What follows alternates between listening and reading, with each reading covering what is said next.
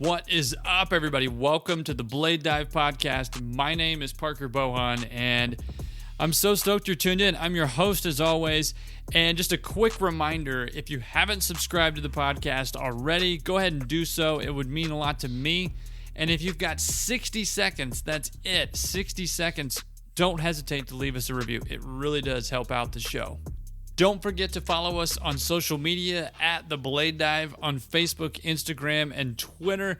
And if you're creating and posting photos, don't forget to tag us either using the hashtag #TheBladeDive. Okay, my guest today is Charles Beckinsale. And if you don't know Charles, Charles is truly a humble dude who really deploys his passion and skill set for the good of the industry. It's almost as if he's Luke Skywalker with a fancy lightsaber, and his fancy lightsaber is his Snowcat. Truly, that's the best way to put it. We talk about what it was like growing up in Australia. We discuss his professional snowboarding career and kind of how that transcends into his terrain park and special project designs and what they ride like too. We talk about his brand, the Stomping Grounds. He's super proud of that. And he's more proud of the team of builders that are associated with it too. He is definitely a family man and treasures the time that he has with them. His wife is always on board with providing a little bit of input for what the terrain park design and layout looks like. Maybe it's missing a bit of a wow factor, and I think that that's awesome. So big shout out to Amy for putting up with all of Charles's bullshit over the years. There are a ton of special guests in this episode, so you're going to want to stay tuned so you can listen to all of their questions they have for Charles. And you know what? If you're at home right now, grab your favorite drink, kick your feet up, and if you're in the machine, you know what to do. Turn up the volume. Just go ahead and give it the juice. Already.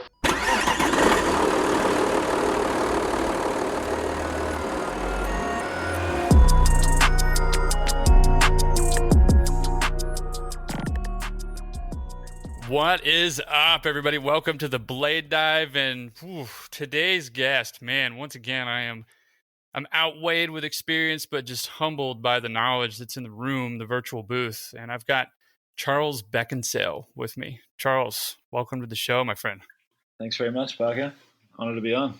I do want to say, I honestly, I'm grateful you're taking the time, but I've always admired and looked at you as the gentleman of the operator scene, the park world, the genuine nice individual who always is just polite and has people's backs, not only willing to stand up for himself and his family, but just an all-around great guy.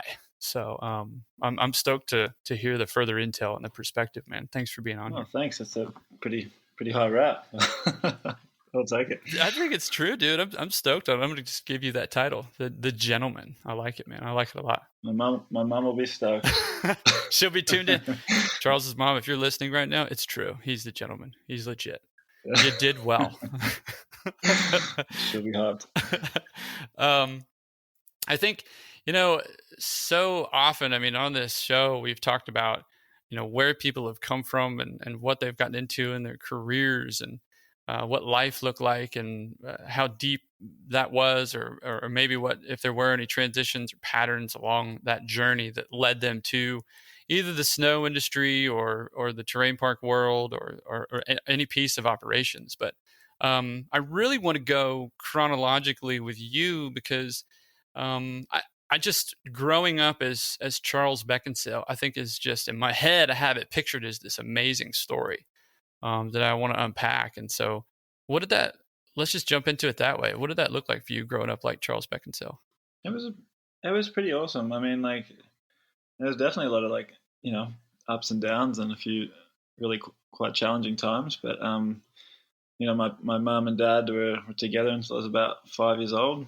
And then they kind of, they lost, I guess, their fortunes in the 87 crash. And we were basically had to leave our home in Melbourne, and we moved up with my mum's parents in Foster Tonkari. And then once she kind of found her feet up there and got a job as a single mother at that point, it was just us and her. And yeah, she did an amazing job. Definitely struggled through a lot of stuff, and yeah, but we kind of grew up surfing and on the coast in Foster Tuncurry in northern New South Wales, and went to school there and had a sister growing up as well, like a few years younger than me, and she was awesome. I mean, her and I kind of went through everything together. And the divorce, we kind of went back and forth between mum and dad, and it was turbulent for like 6 years. Like one parent taking you back from the other, and yeah, for a while there it was pretty wild. But mum was kind of like not really a parental figure in a way. She was more of like a thrill seeker and kind of just a free spirit. So for us, we kind of were exposed to a lot of stuff. She really wanted to get us into sport. I'd go skateboarding in the afternoons and surfing in the morning before school, and yeah, and then eventually we found snowboarding. Mum decided she wanted to relive her early life because we weren't really getting ahead or ticking all the financial boxes. Most people want to check like houses, mortgages, building a future. So we went down to the snow so she could ski instruct again, and we lived in a caravan park out at Pat's Patch just outside of Jindabyne. And from that point, like she would instruct, and we would pack ourselves a lunch and hike all the way up the access trail at Thredbo to the train park, and it was about mid-mountain, so it was a solid hike. But we weren't fortunate enough to be able to afford season passes and stuff and new gear, so we'd get like old shitty rental stuff, ex-rental stuff. It was on its way to the tip pretty much, and we would kind of scam the T-bar because they weren't checking tickets in the park, which was the T-bar lap. So we pretty much learned how to snowboard properly in the terrain park at the time. Wow. And it was a pretty awesome, like, I mean, it was incredible, a way to come up, and yeah, so thankful for all of it. What did I have to ask, like backing up just a little bit and unpacking a portion of that, the transition from the coast to the snowy mountains, just kind of, was there a little bit of like, hey, yeah, I'm cool with that, or I've got to figure out kind of some new territory here? And is that kind of where the, packing lunch and just hiking up to the park came from, just exploring the new territory? Yeah, I mean, for us, we were just, we'd been in Foster since we were probably since I was 6 years old. And I think at that time we were about 13 years old. We went down and did our first winter season. And it was funny, like most people will start by like a weekend or a holiday for a week. But we just like rocked up and we're like, yeah, we're doing the season. I'm like, yeah, what is snow? Like it's something that's on Christmas cards in Australia, not this real thing. Yeah. And for us, like it was super magical. Like we were hooked straight away. We kind of like couch surfed in this instructor's pad, like super random. As a father now, I'm like, there's no way I would pull that shit. Like my mum had, she had guts. And she's a little bit crazy, which is props to her. We like couch surfed in an instructor's house, like mum and 2 kids, and it was we're basically gypsies. And dude, that's awesome. It was wild. Like we were exposed to some cool stuff, and the snowboard instructors, they were like, "Man, you kids are like pretty loose. I like it. Like come snowboarding with us." and we were just like kind of taken under the wing by these older people. You were 6. How old were you when you were doing that? The couch surfing? We were 13. Okay. At that time. My sister was about 10. Okay. And I guess that whole thing, like we were exposed to like first movies we saw like TB8 and Decade, and that was just like mind blowing. JP Walker, like ever since then, he's like one of my snowboarding idols. Like everything he did, I just wanted to emulate. And Devon Walsh, like you were just in awe of those dudes. And that was kind of what got me hooked. I'd even go skateboarding when I was like in the summer and think about like snowboard tricks like switch front boards and all this stuff. It was snowboarding just had me by the balls. That's all I wanted to do. Cool. When did you get your first snowboard? That first season, like we kind of got down there like super unplanned. We're just like, yeah, we're going for a season. How's that sound? You guys are coming out of school. I'm like, sounds awesome. Good. I'll give this thing a go. And we came down there, and we just asked around the rental shops if they were selling an old snowboard or something like that, and we'd go to the swap meets and stuff like that and just get our stuff janky, secondhand, cheap or free. Picture the biggest kook on the hill, like random mitts, some Carrera goggles that like an older instructor would tell you is like that shit that's quality, you know. That stuff is you're never gonna have to get another pair of goggles. And these things are like 20 years old, and you're in a like a blue onesie with a shitty old snowboard that you spray painted because you're embarrassed about how shit it was. But it's like you get to the point. Yeah, it's funny looking back now. I mean, my kid, you know, he's in head to toe Burton onesie with his Burton board and like dragon goggles. You're like, man, you have no idea like how lucky you are to just start with the right shit. It's but yeah, I mean, it was great. I went and got a job at McDonald's after that winter, and I was like, I'm buying all the best shit after this. Backing up just a little bit more too, like I gotta ask, just on the surfing, from the surfing point of view, did you or did you not surf at least a little bit while you were on the coast? I mean, I know you kind of said you transitioned at an early age over to the snowy mountains, but was surfing involved at all? Yeah, it was. I mean, I started surfing pretty much like 2 years after we got to Foster. I think I was around like 8 years old, and we started kind of getting into it. And we started bodyboarding because that's what you did when you were pretty young, and then you got told that's kind of for kooks and you should get on a surfboard. And yeah, surfing was amazing. I wasn't like, you know, the best surfer in Foster by any means, but it was super fun. And you know, like you'd go in the mornings before school because the water was kind of glassy, and surf was usually pretty good. And we lived like a bike ride away from the beach, so in an apartment, so we could go and check in the mornings and go for a quick surf, and then you'd go to school. After school, you could go surfing again, or if the surf was, you know, the wind was onshore and it was choppy, you'd go skateboarding. And yeah, I mean, skateboarding kind of like started to get its claws into me because it felt a bit more relatable trick-wise to snowboarding. So I'd be pretending I was snowboarding every day. I was on my skateboard. probably looked like a moron, but it was fun. Australia is just an incredible country. I mean, flat out, man. Yeah. It really is. And I want to know what you miss the most about Australia while you're traveling for your job. I mean, I really don't miss the summer heat. And that's kind of been pretty unbearable. In the last few years of the bushfires, it's been, you know, crazy. But I mean, the food, to be honest, like the lifestyle there and the food and like the quality of the coffee and all that stuff, it's like pretty hard to beat, you know. And it's just the little things, I guess. We're definitely not as diverse as a country like the States with the different climates and environments. I mean, like most people in Australia live on the coast because, you know, we're kind of a massive island. And then the further you go inland, like the more barren it gets and sandy and deserty. And then you look at you know, we're just incredibly lucky to have like mountains that have snow on them for, you know, like 4 or 5 months of the year. And I kind of compare it to like Southern California, the ski resorts there. Like they can get good snow, but the majority of the time it's like sunny and slushy and just good times. And you'll get a couple of powder days a year that you could claim a powder days, but I mean, a lot of the time it's kind of a bit more dense and wet. But it's a good time. And you're snowboarding around gum trees, which like just people, you know, like I remember people like Marco Grillick and stuff coming out and just blowing out about like, they're like, it's like a fucking jungle, man. like talking about the gum trees. Oh, oh God. I will say, yeah, that was definitely, yeah, I would agree. Do you think have you been to most parts of the country? I mean, I wish I could say I did. Like I was born in Melbourne, haven't been back there since. I've been to Victoria, but not as far as, you know, Melbourne itself.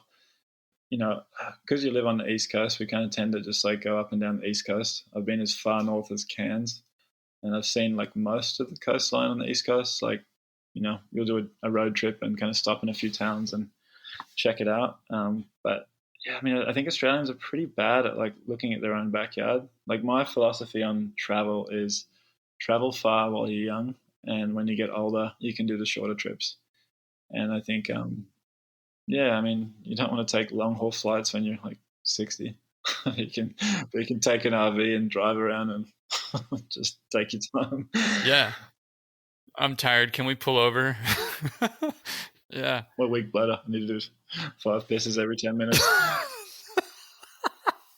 Oh man, I'm sorry. This episode's not going to be me laughing all the time, but I mean, this is awesome. Yeah. And I've always enjoyed just catching up with you. I think that's the whole point in this conversation too, is that, you know, meaning what I said earlier about the gentleman comment, it's just always a pleasure to catch up with you. You're always genuine and you mean what you say.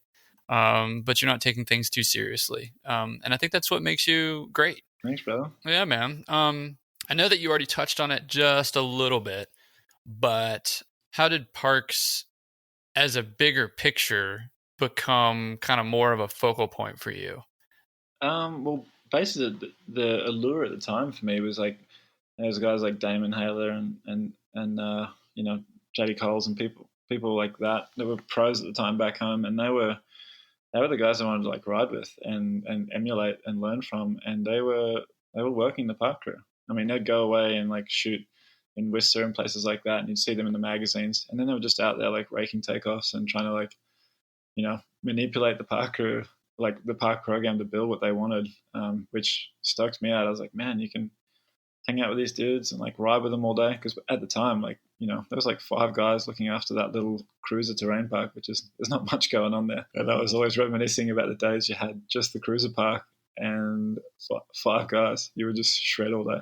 I was more interested. I was just like frothing to like learn tricks and wanted to set up like rails like I saw in the videos. And, that was kind of my drive. And then, I volunteered and I was like probably this annoying little kid, but they were stoked on me. They were like, it's Charles, they were a little grommy, and I would just come shred. And yeah, eventually they put me on the day crew, and I was paid. I think I was like 16 at the time, and I was, all sponsored and everything else, and everything had worked out pretty well. I was like shooting for the mags and the movies in Australia at the time, and yeah, it was like it was a blast. Wow. Was okay, so I want to unpack that real quick. The component of you becoming a part of the crew. We've mentioned it before on this show where there's, maybe a little bit of a barrier of entry too. Not necessarily like a hazing piece, but more or less just like a, hey, we got to kind of suss this guy out a little bit, make sure he's cool. Hey, we got to make sure this gal is all right. Or, was there any of that, or was it just you were genuinely motivated and the genuine person that you are kind of prevailed over having to participate in anything like that? I mean, I was definitely probably pretty annoying at the start. They were probably like, who's this kid? But I think after a while they figured it out. Like maybe instructors kind of told them like a bit about my background or something like that. And they were like, oh, Charles is just like random kid just winging it. And he's cool. So they kind of like took me under their wing. And, I remember like getting picked up by a terrain park manager at the time, Benny Hazlitt. He'd drive me to work, and like, this guy's like telling me about all these rave parties he's been to the night before and how many ecstasies he's taken. And I'm like 16 going, whoa. Tell me about the chicks he's been banging. And I'm like, wow, this guy is like living.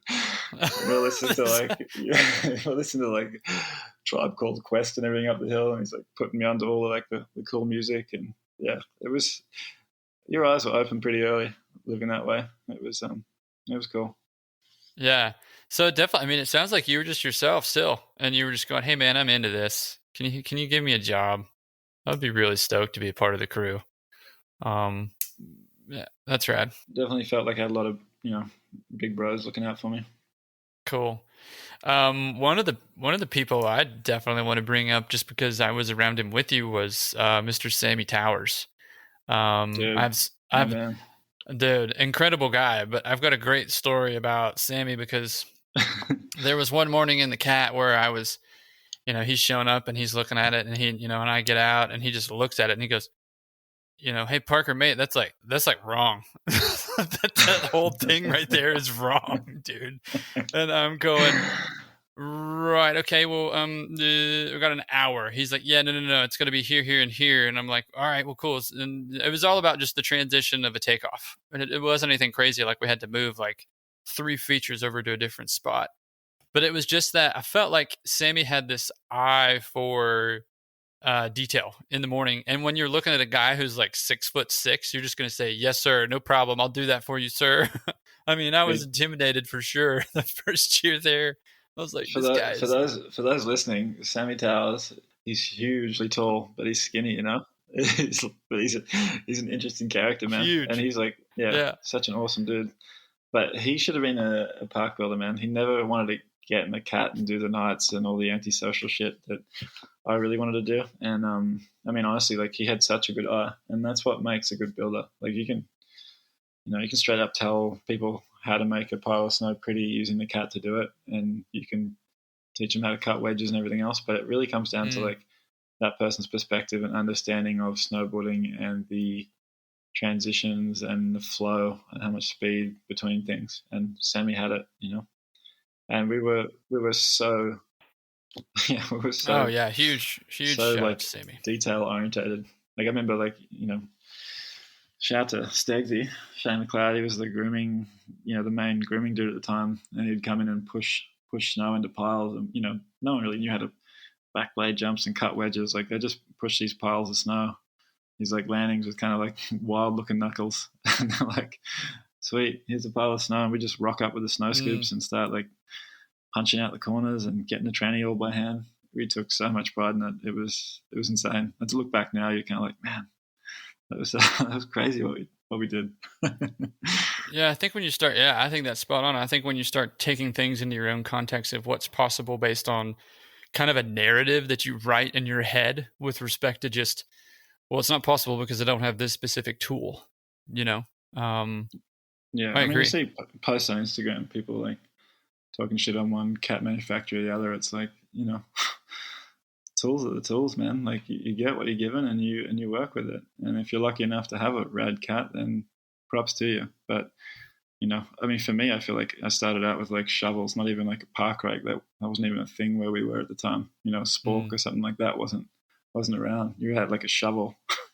We'd ride our shovels around the park too. It's hilarious. And from feature to feature.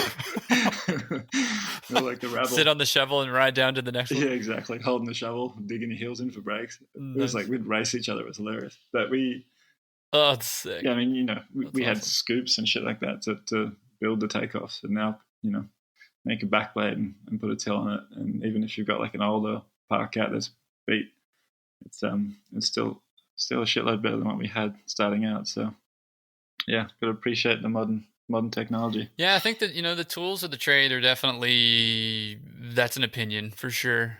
But I also think that if you've got an objective in front of you and whatever tool is in front of you, you're going to take advantage of it. I think that it would be hilarious. Just my personal opinion, throwing this out there to everybody listening. If there was only one objective in front of you and one cat was there and you had to get it done and there were severe consequences otherwise, we won't elaborate on what those consequences might be, but it'd be interesting to see who would just walk away and who would jump in the machine and get it done. I guess that's where I'm at with it, Yeah. Yeah, exactly. I mean, just because I like a certain type of cat doesn't mean it eats spoonfuls of mayonnaise, Oh, man. Oh, man. That's awesome. Some funny shit floating around. Oh, man, I haven't seen that one. That was just, dude. Oh, that's awesome. I will say this. I do have a guest question that we should get into. Yeah. And it's off topic, but we should definitely get into it. It's from Mr. Torstein Horgmo. So here we go. Oh, my man. Hey, what's up? This is Torstein Horgmo, tuning into the Blade Dive. Got a question for my brother Charles Beckinsale, a.k.a. Chukazulu.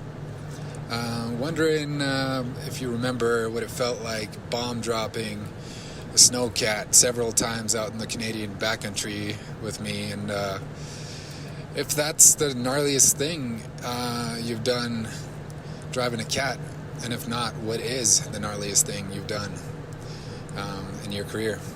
Thanks, and hope you guys are well. Miss you, dog. Yeah, I love that dude like a brother. I mean, he's been like instrumental in, I guess, my career and the direction it kind of took. It's he pushed me so hard on so many projects, and Torstein's like one of those people. Like we were psychopaths when it came to like our obsession with like park features and what we wanted to do. We'd be like these nerdy dudes that would talk about, this would be cool. No, this would be cool. What if we did that? And like we'd just have these like brainstorming sessions. And he was like a harsh critic, like with his movie projects, with his writing, with everything. Like he held himself to such a high standard with everything he did. And then that kind of like really spilled over onto me. Like I was pretty harsh on myself as well. Like we're pretty similar, I guess. We had so much fun like designing stuff. Yeah, I feel like the two of you combined would have just been a perfect storm. You know what I mean?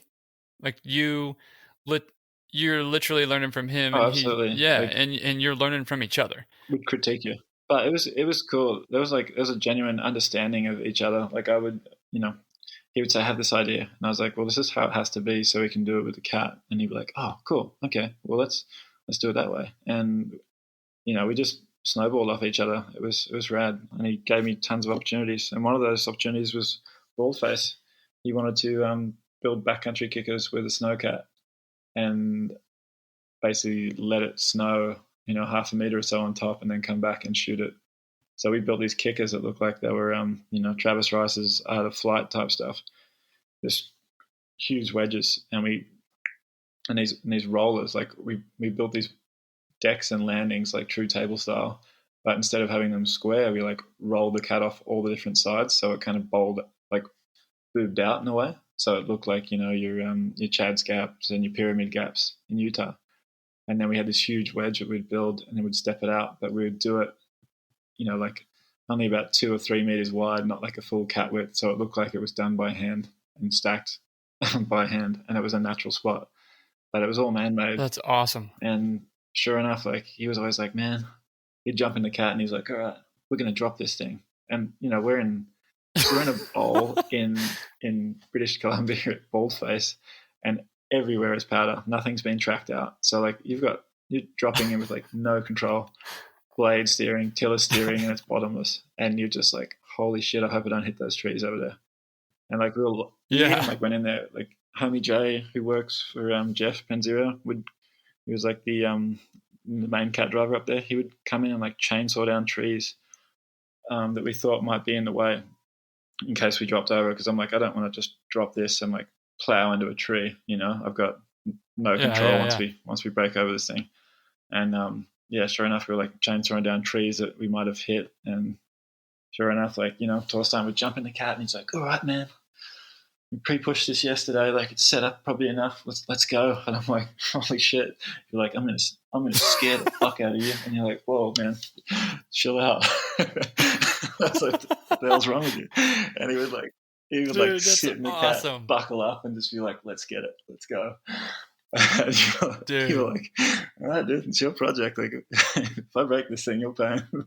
So we would just break over this knuckle, that was just like a 35-degree landing that was just like straight into like a probably like 25-degree pitch that hadn't been touched below it, and trees and stuff around, and we're just like sliding through the place, trying to like not leave huge trenches behind us in windrows, so that when it snowed there wouldn't be like carnage behind us that he might hit. Yeah. And well, I have to ask though, did you, like, once you got to the bottom, however you got back up to the top, where you're like, okay, your turn, you do it. I want to see you get behind the sticks and do it. No, I literally had anxiety, like going out there every morning, like how many times are we going to be able to climb this road in this bowl that homie Jay's put in before we have to start long lapping and going around the next bowl to get back up the top and over. But yeah, you were dropping down some pretty loose slides and trying to keep it together and swinging the tiller around, trying to like keep the stuff behind you from looking like total dog shit. But it was one of those jobs like you needed a winch for, and there's no winches out there. It's just road cats. So you're going for it. Definitely. I don't think there would be Charles Beckinsale without Torstein Horgmo. That's my opinion. Throwing it out there. I'll back that. Throwing it out there. Yeah. Pursuing a career in what you're doing right now, whether it's resort operations within a park program or it's consulting, you've had your family right there with you the whole time. And I just think that whether they're traveling with you over to Switzerland, or they're in Revelstoke with you, or they're in the US, or you're over in Australia, or they're in China or Japan, wherever they are, they've been there with you. And that has to be a motivator for sure. But I mean, I guess I'm answering my own question. It is a bit rhetorical, but are they your biggest cheerleader? I have to assume they are. It has to be cool having them with you. Yeah, like for sure. Being a dad, you kind of you definitely want to provide a good future for your kid. And Cole's pretty rad. He's like a raging little 4.5-year-old. He's definitely got a lot of energy, and he's intense.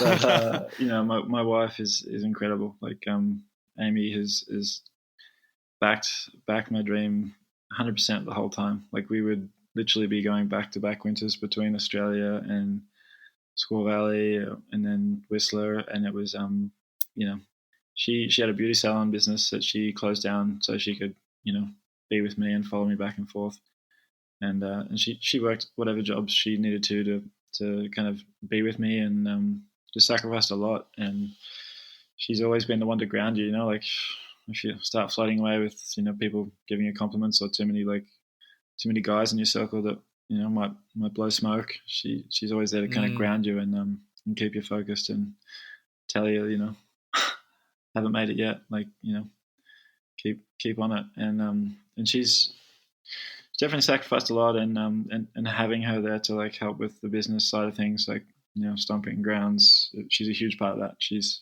half of everything that I've kind of achieved, and without her I couldn't have got to where I am. That's for sure. She's definitely been like a grounding force when it comes to like when you're early 20s and you want to go out to the bar and party and bullshit. It's as soon as you got a solid partner, you just kind of steer out of that scene, and everything's in perspective a lot clearer, and what your goals are and what you want in life. And that's really kind of made me just go for it wholeheartedly and with the blinders on to a point. So yeah, I think realizing and finding her early on was absolutely important.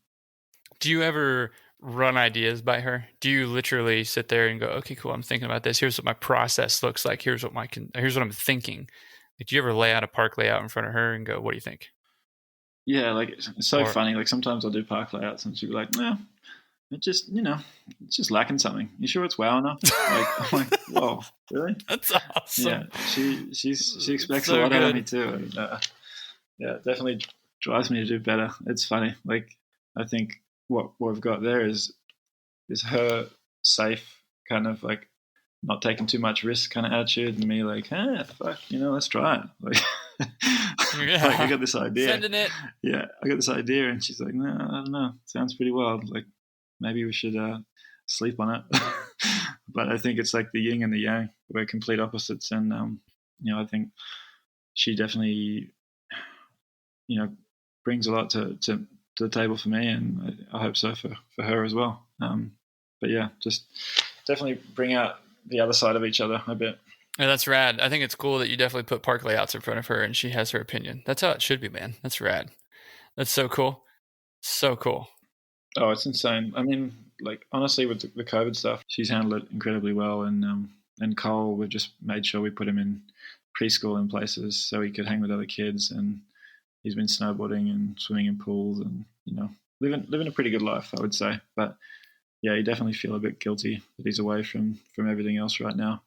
But he's not in school yet, so we can kind of do it. We caught up the other night and we were just talking about being parents, and being parents within kind of two things. One being the snow industry, and then second being just that navigation piece of either introducing your kiddo to something or having them be amongst other people and navigating other parents. But the big kind of point that we talked about was not forcing your kid into something, wanting them to kind of fall in love with snowboarding if they so choose to, and not necessarily being that parent on the sideline that's going, you will do this. I thought Benel did a really cool job of kind of just describing the guiding them, the leading them piece, and they'll turn out just fine.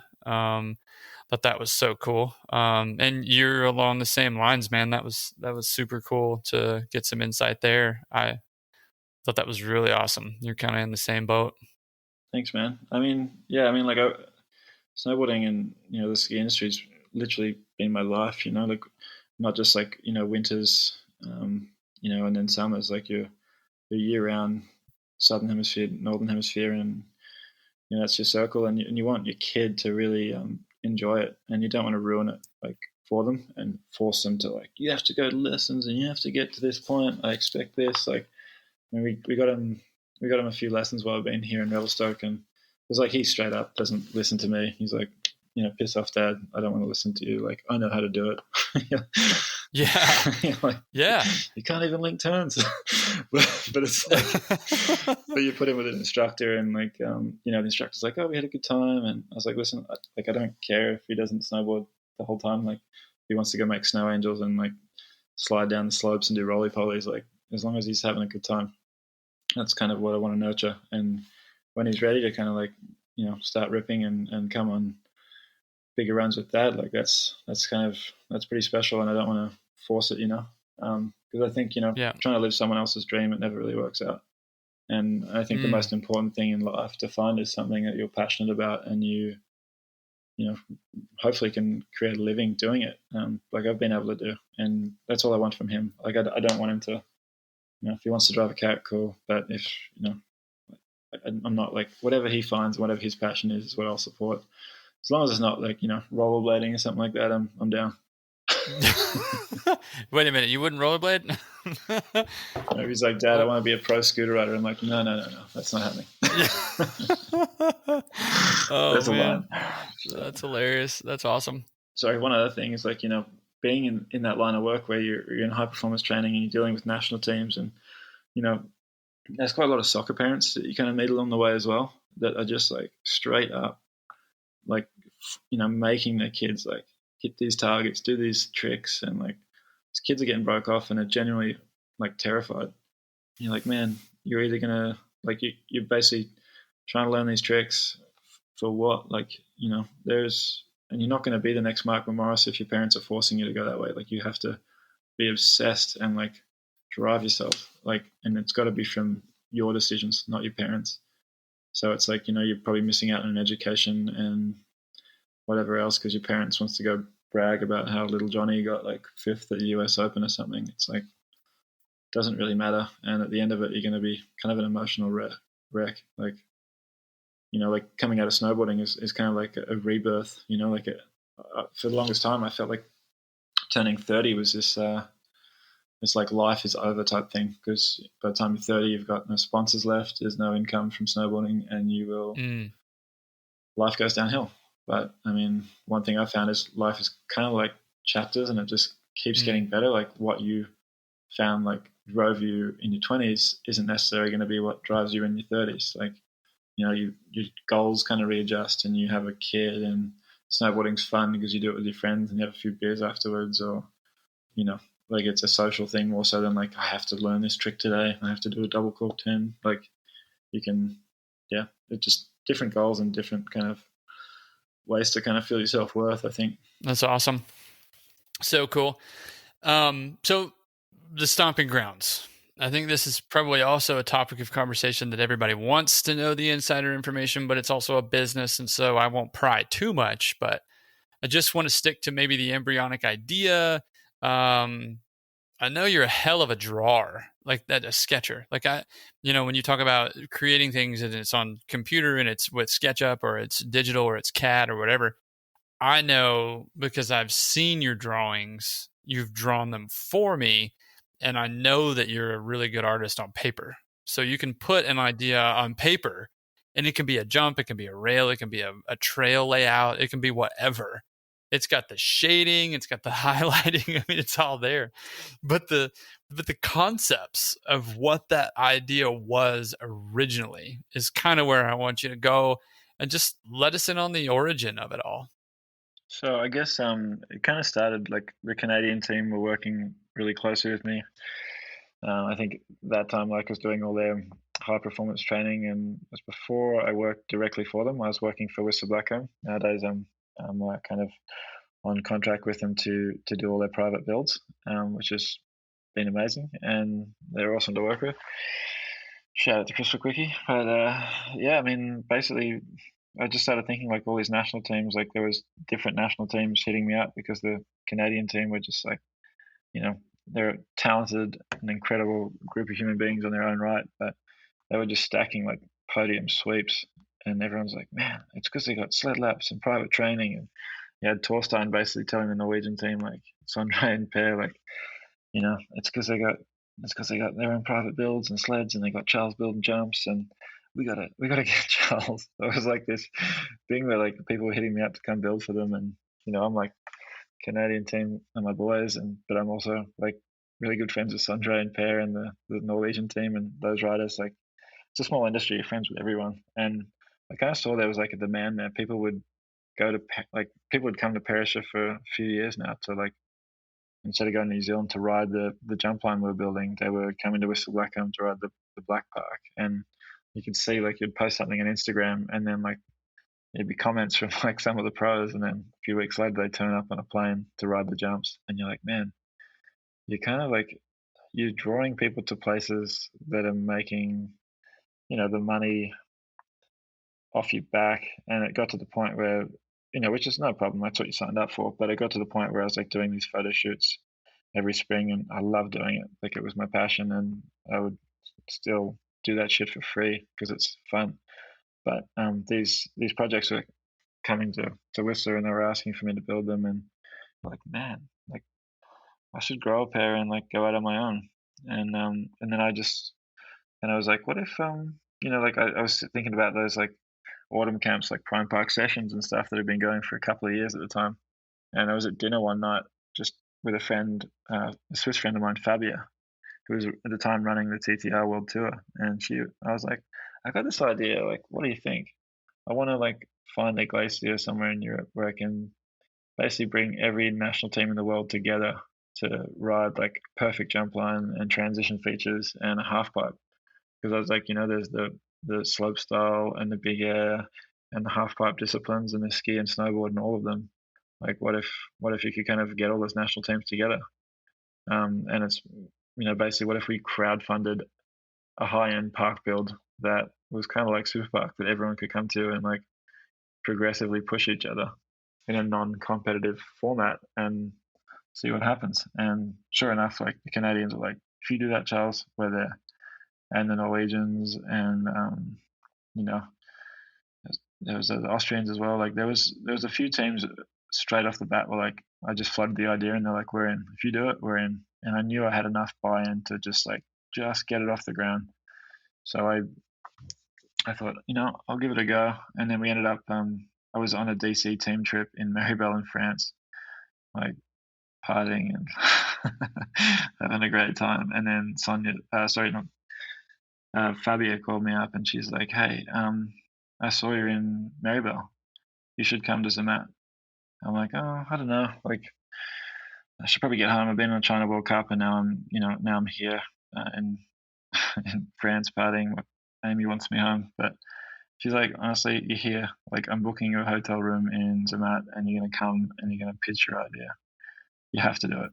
No way. Yeah, and I was like, what? She's like, yeah, absolutely. I'm not taking no for an answer. The hotel room's booked. Change your fucking flights. You're coming. And I was Holy like, shit. man, it was like one of those pivotal moments in your life where like it just, fate grabbed you and pulled you to the side. And I literally was like, yeah, let's try.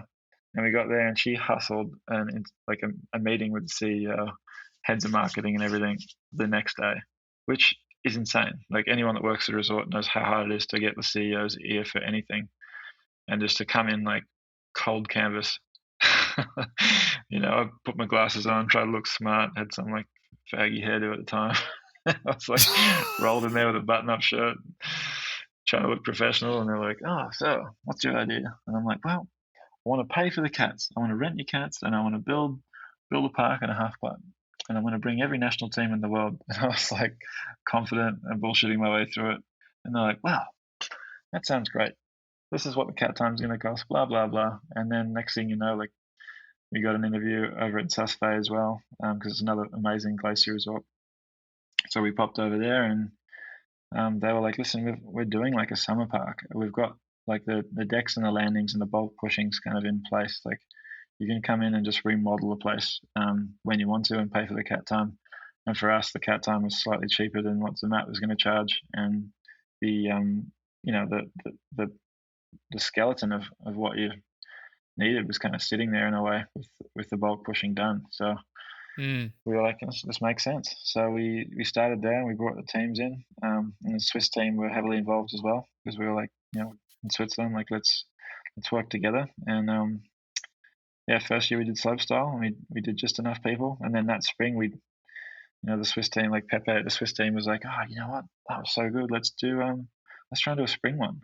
It was just before the Olympics, so we ended up doing one in Corvach because Pepe lined that up.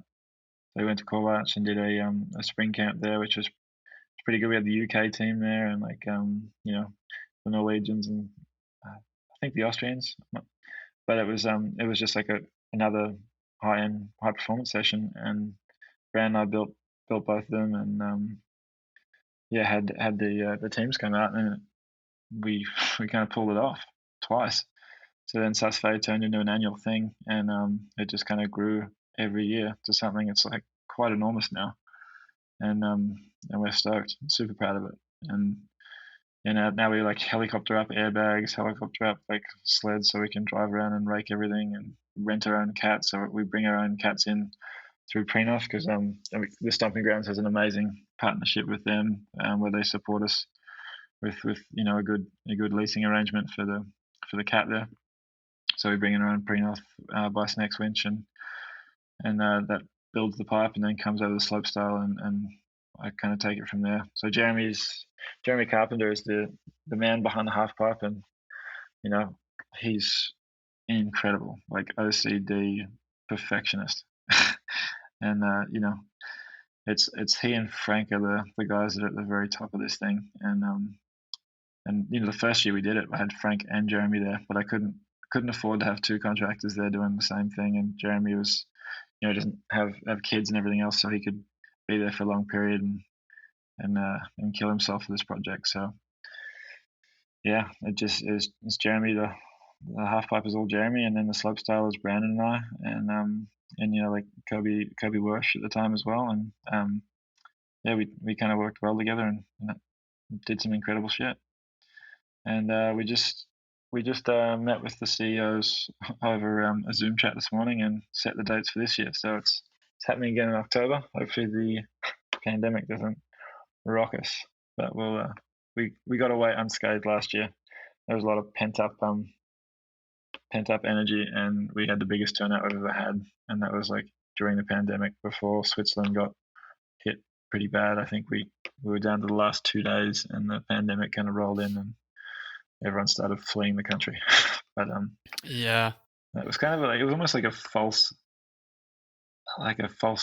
sense of optimism. With the pandemic, we had to lease a cat and get it up on the glacier in May, not knowing if I could even get out of the country or Jeremy could get it from the States with the way they're handling it into Switzerland. And then there's just so many variables, and we literally had to commit to getting the cat up there and paying a bunch of money on something that might not happen. It was terrifying.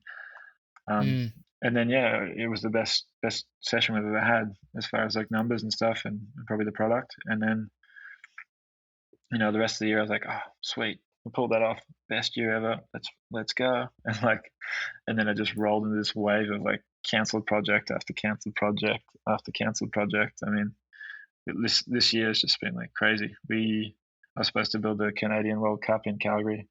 That got cancelled a few weeks before it happened. And then I was like, well, I can't hang out in Austria and do the World Cup big air there because I was worried about getting trapped out of Canada. So we came straight to Canada for the Canadian team training and the World Cup build, and then basically just work with the Canadian team. And they've been the ones that kind of held the season up for us, because without them we probably would have just sat around unemployed the entire time. And then it brings me to the Red Bull project here in Revelstoke. That was 12 months of planning, a couple of site visits before we even got to this point. We'd leased cats, we had shipped out half pipe cutters from Australia that we'd bought for it, and FIS announced their World Cup in Aspen, and that was the same dates that we were doing this. And there was like a huge backcountry component, heli days lined up, like huge slopestyle sitting on top of the mountain in this backcountry zone. It was just going to be like the biggest project that anyone had seen in a few years here. And it all just kind of came unstuck because of a scheduling conflict with FIS and it being an Olympic qualifying year. So that just got railroaded. And because pushing back would have pushed us in the spring, we had to cancel the whole thing. Well, what if we looked at it like this? What if we just said, I think if we were to surmise, because ultimately there's an investment that's involved, period. Yeah. And, we don't have to go into the dollars and cents of it, but you've started a business. And because of everything else that every other business has experienced, you're just as much at risk for a loss as every other small business that's out there.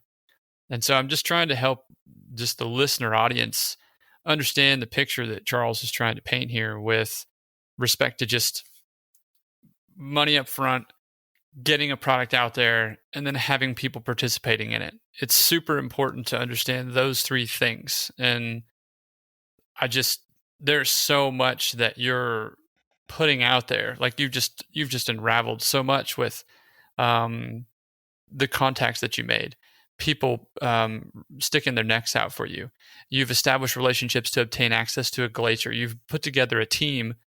Ultimately, there's still risk involved with what COVID has brought you, but you've still pushed through and prevailed. And that is just, to me, that's awesome. It's not just because when you break it down even further and you look at the veil that is social media, it's great that there are pictures out there that highlight what you're doing, but there's got to be stress involved, man, with all that. Like, holy shit. I can't even imagine.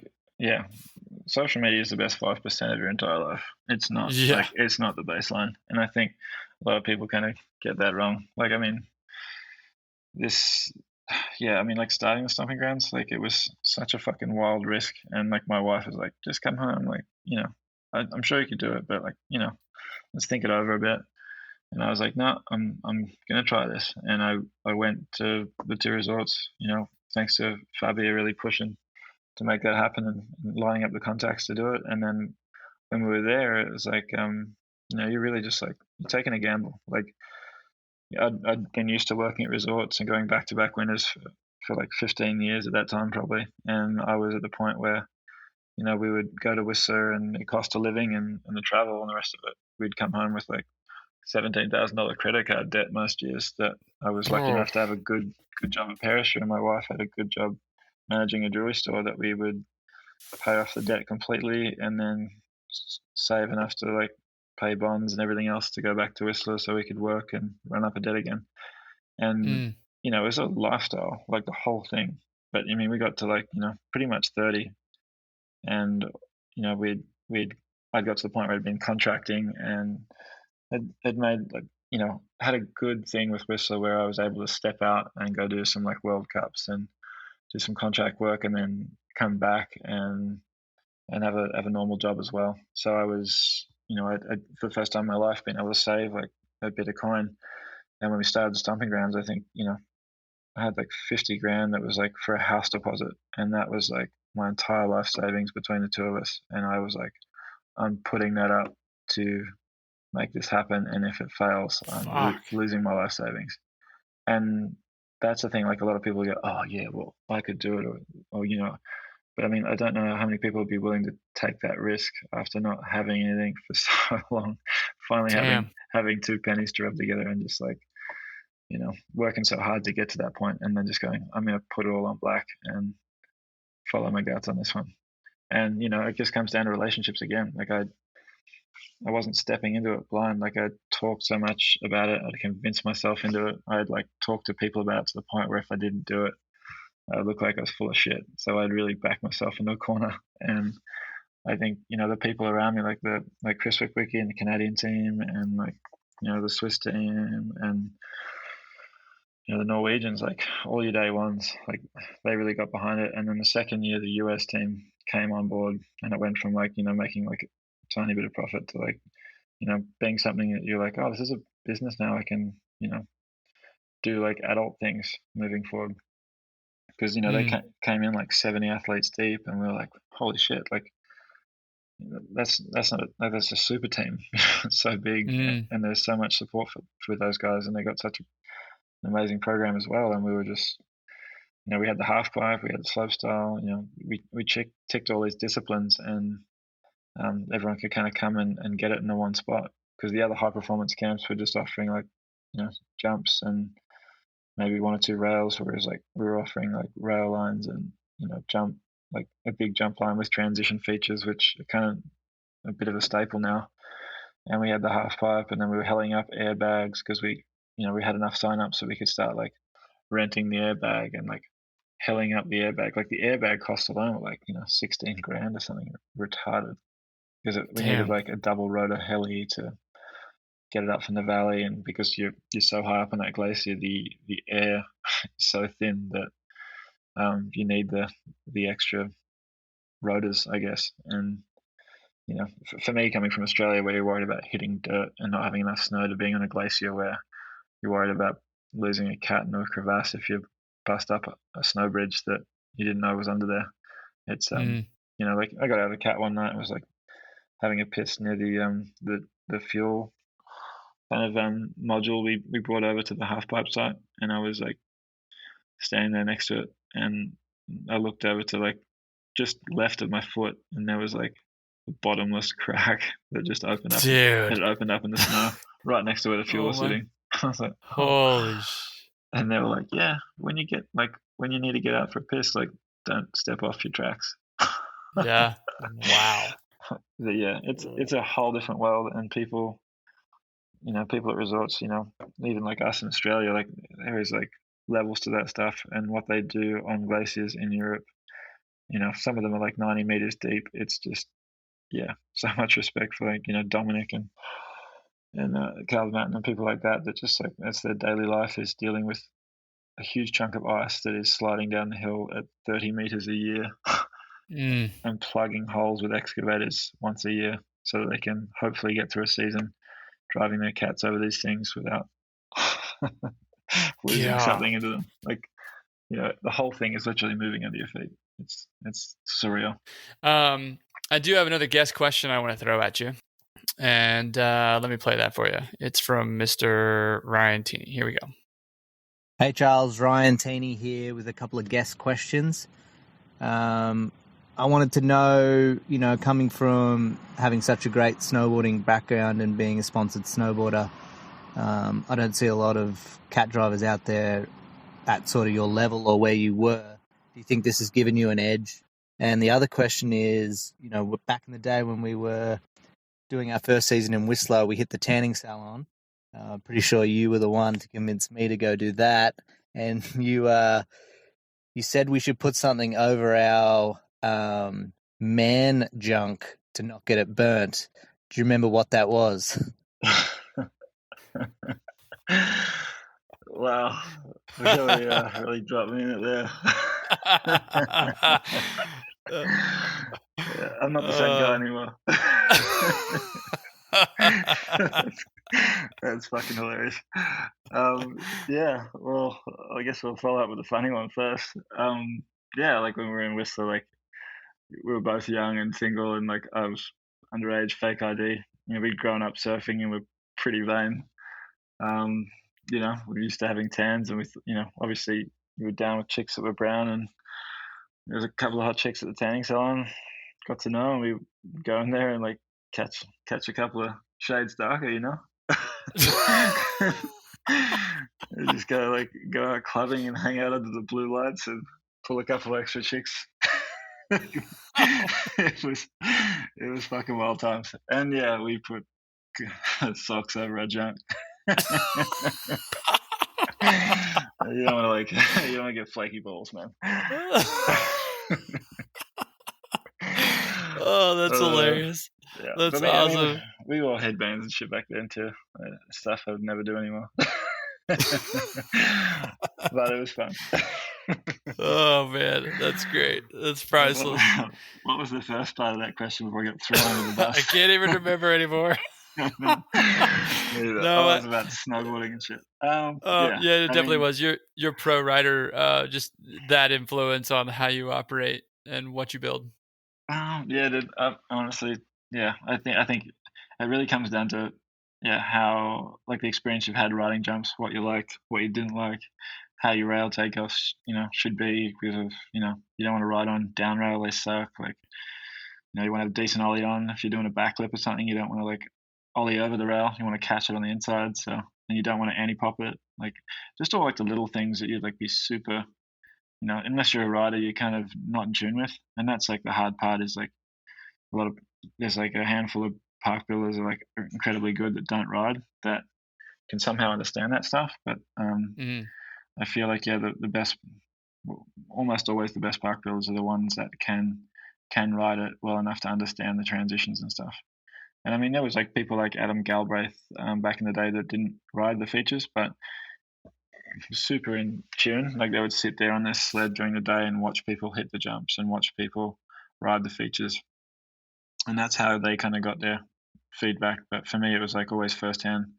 Like I mean, even in Whistler, like I would build the big jump line, like the XL or Black Park jumps.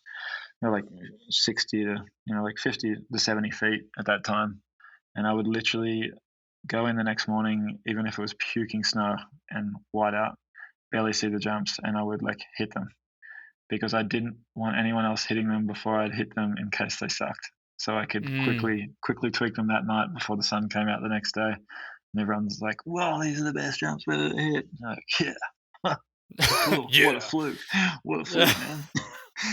But you're like, yeah. I came up and I hit it, and it maybe needed like one more backblade or something, and I would do that next day. It'd be dialed, but but so it's kind of like, I mean, you get out of it what you put into it.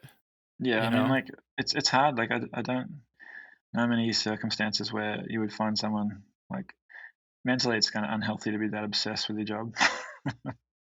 I don't know, man. Like if you're, I mean, the real kicker, and I think this is the question really of the entire episode. I think this is just why there are so many people out there, and it's just a hot topic to talk about. It really is. Why is it that so many riders, professional riders, trust your product offering so much? Why is that? I mean, I just think that is the question of the episode. I think where it all started from is like, being a rider and riding with like guys like Torstein and now more recently like working with Mark Morris a lot as well. And it's just like half the time you'd rock up to a session and you would ask like, how's the jump? But not in a way that's like, I'm just looking for a bit of skin here. Like you would genuinely ask how the jump is and like, can I tweak anything to make it better? Like, is there something you don't like? Like, and the comfort from the riders, they're just like, yeah, Charles, like you're approachable. Like you're not coming here looking for like praise. You want to genuinely know how to improve this thing. And there's no like, if they go, well, like it could be a little bit steeper. It could be this. Like, I'm not going to go, oh, well, like you see some people get so upset about it. Like, is it the people that typically eat spoonfuls of mayonnaise? Yeah, probably. Is that what is that individual? Yeah. Well, I don't know him personally, but yeah, maybe. But I mean, yeah, it's just like, you've got to like wear your heart on your sleeve, but ultimately, like, you can't get better from praise. You can only get better from like constructive criticism. So you have to seek it out, even if like, a lot of times I'm in a position where I work with a Canadian snowboard team like super closely. Like they're my biggest kind of supporters, and like Chris Wickwicki, the team coach, and all the riders have like been hugely responsible for like, I guess my success in a way, and they just back my work. Like just even when Vale came in to take over Whistler Blackcomb and my visa wasn't renewed because I was 31, they went and got me a visa to work under them as a contractor. Like they believed in me so much, and when I thought it could have been over, they kind of like rejuvenated my career. And kind of working with those guys is, you'll ask the kids on the team, like, how is it? And they're like, oh, it's Charles. Like, you don't want to say anything, you don't want to say it sucks, and they'll be like, everything's sick. Oh, it's awesome. And you're like, oh, fuck, great. Like, cool.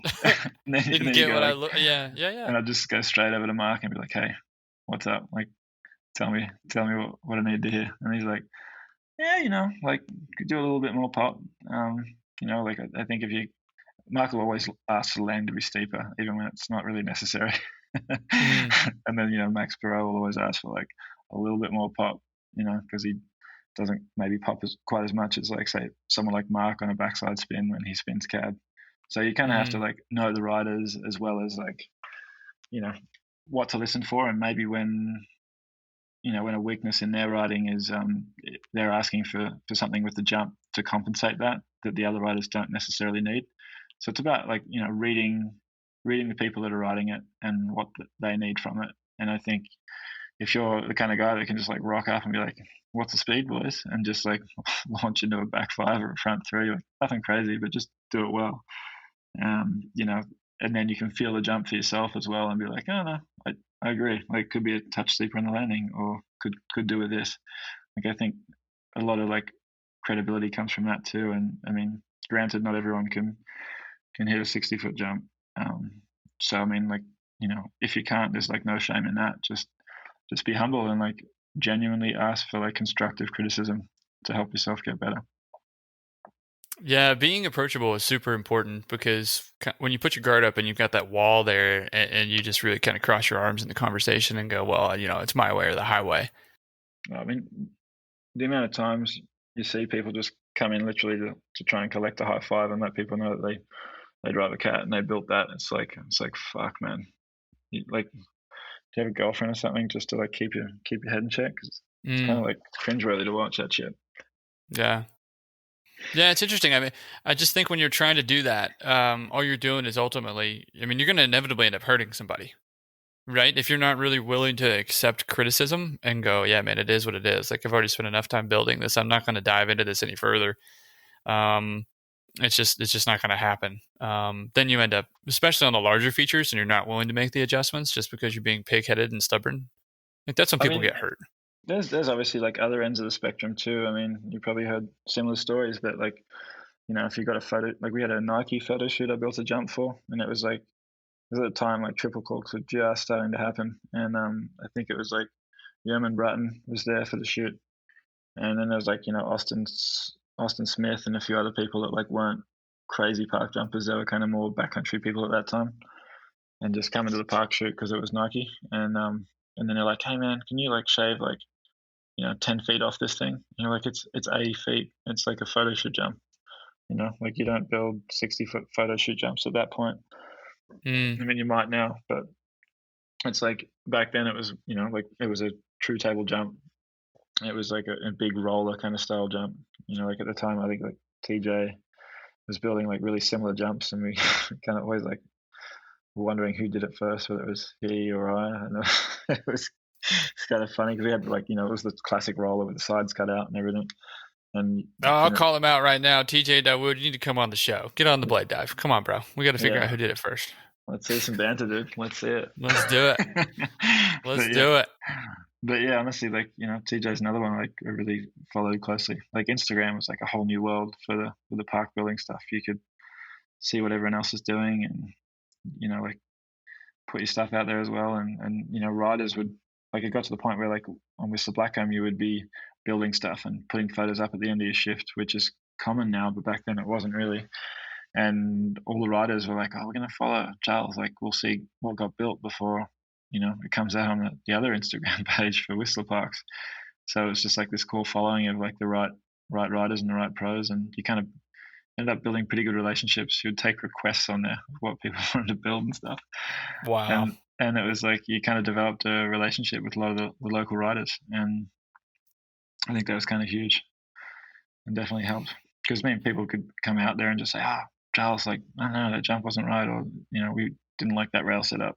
You know what you should do there? And, sometimes some of it was like kind of whack, and other times it was justified. So, yeah, it was a direct line.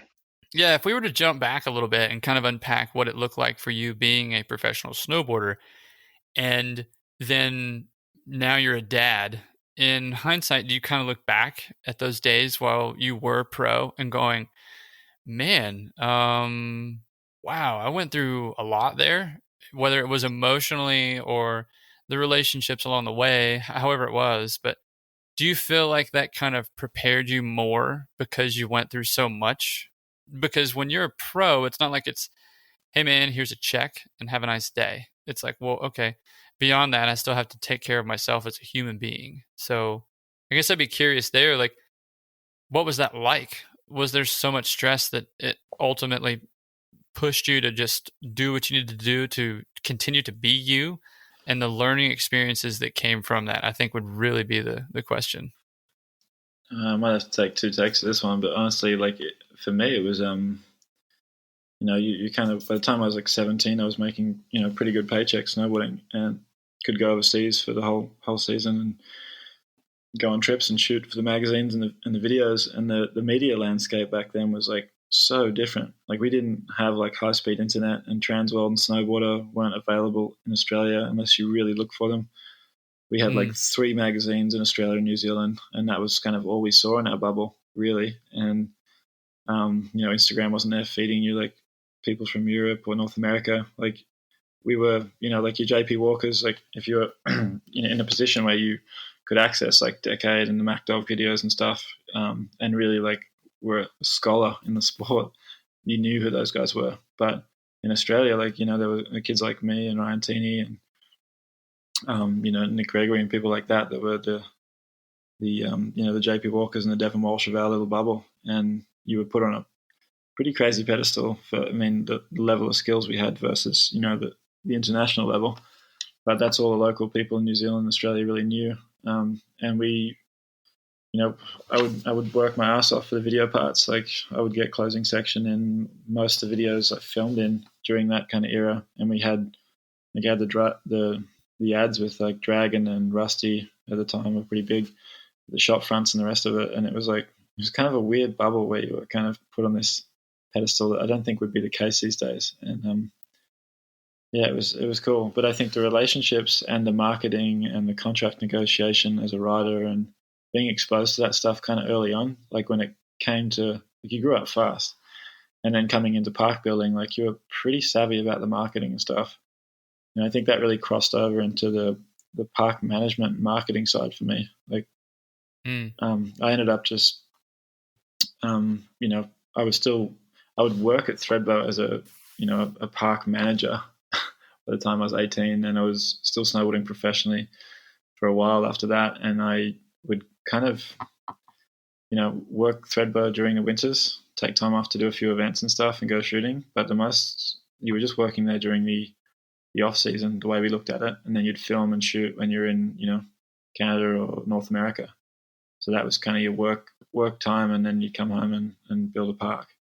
And it was pretty cool. But, basically it came to when I was about like 21, like I overshot a jump that I hadn't built it myself, but I'd kind of like sat in the cat next to Stegsy and he built it, and it was a really fun jump.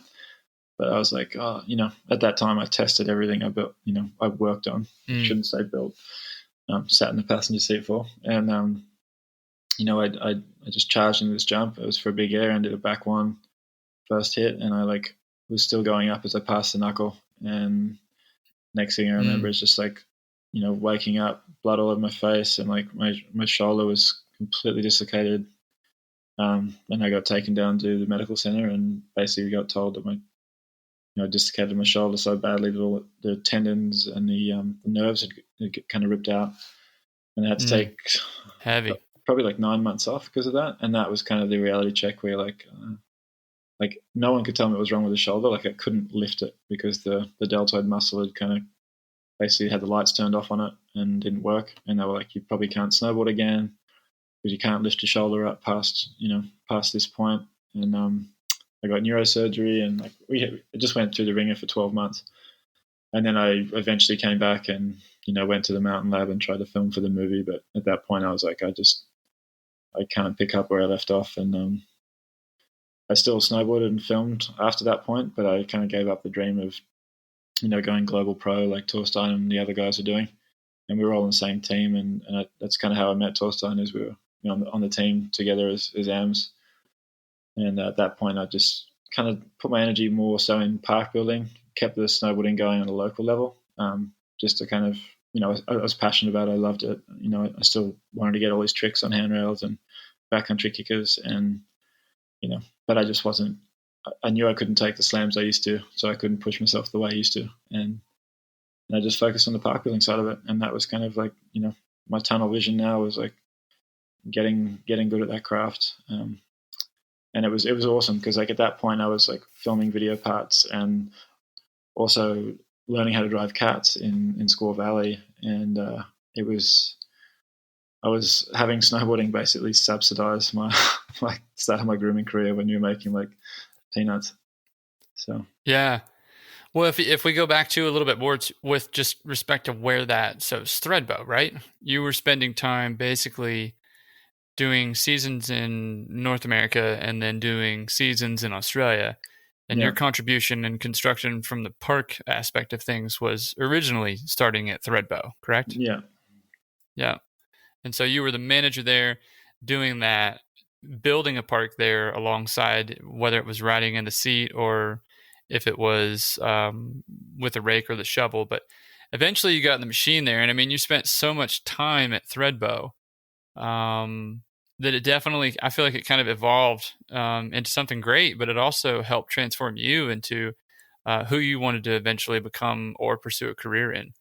So I don't know, maybe just skim that for sure, like just Thredbo in general and your time there. I mean, you hit it already a little bit, but yeah, I mean, I grew up riding Thredbo, so it was like, I had just fond memories of it. It's my home hill, and working the park there, like working your way up. We had such a rad crew around us. We had such a good time at work all the time. We were all friends, and we'd all shred. And we had a really the park crew at Thredbo was like all rippers, and we would just like session everything together and try and outdo each other. It was fun.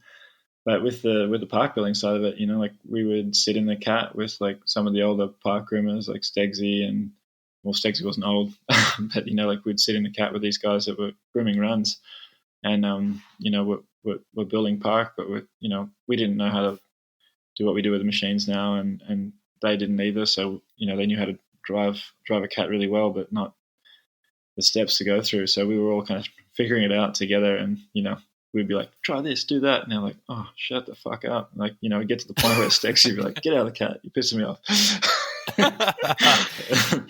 And we would literally go, oh, that's good enough, fuck it, we'll just do it by hand. Like, let's get the scoops out, boys, and he would just chain gang on the jumps and stuff. But we had a good park, and I think at that time, I went to night school like TAFE a couple nights a week and learned how to do the steel work and stuff, so I could build the rails. I mean, I built first round of rails all myself. Did you get a certification from that school?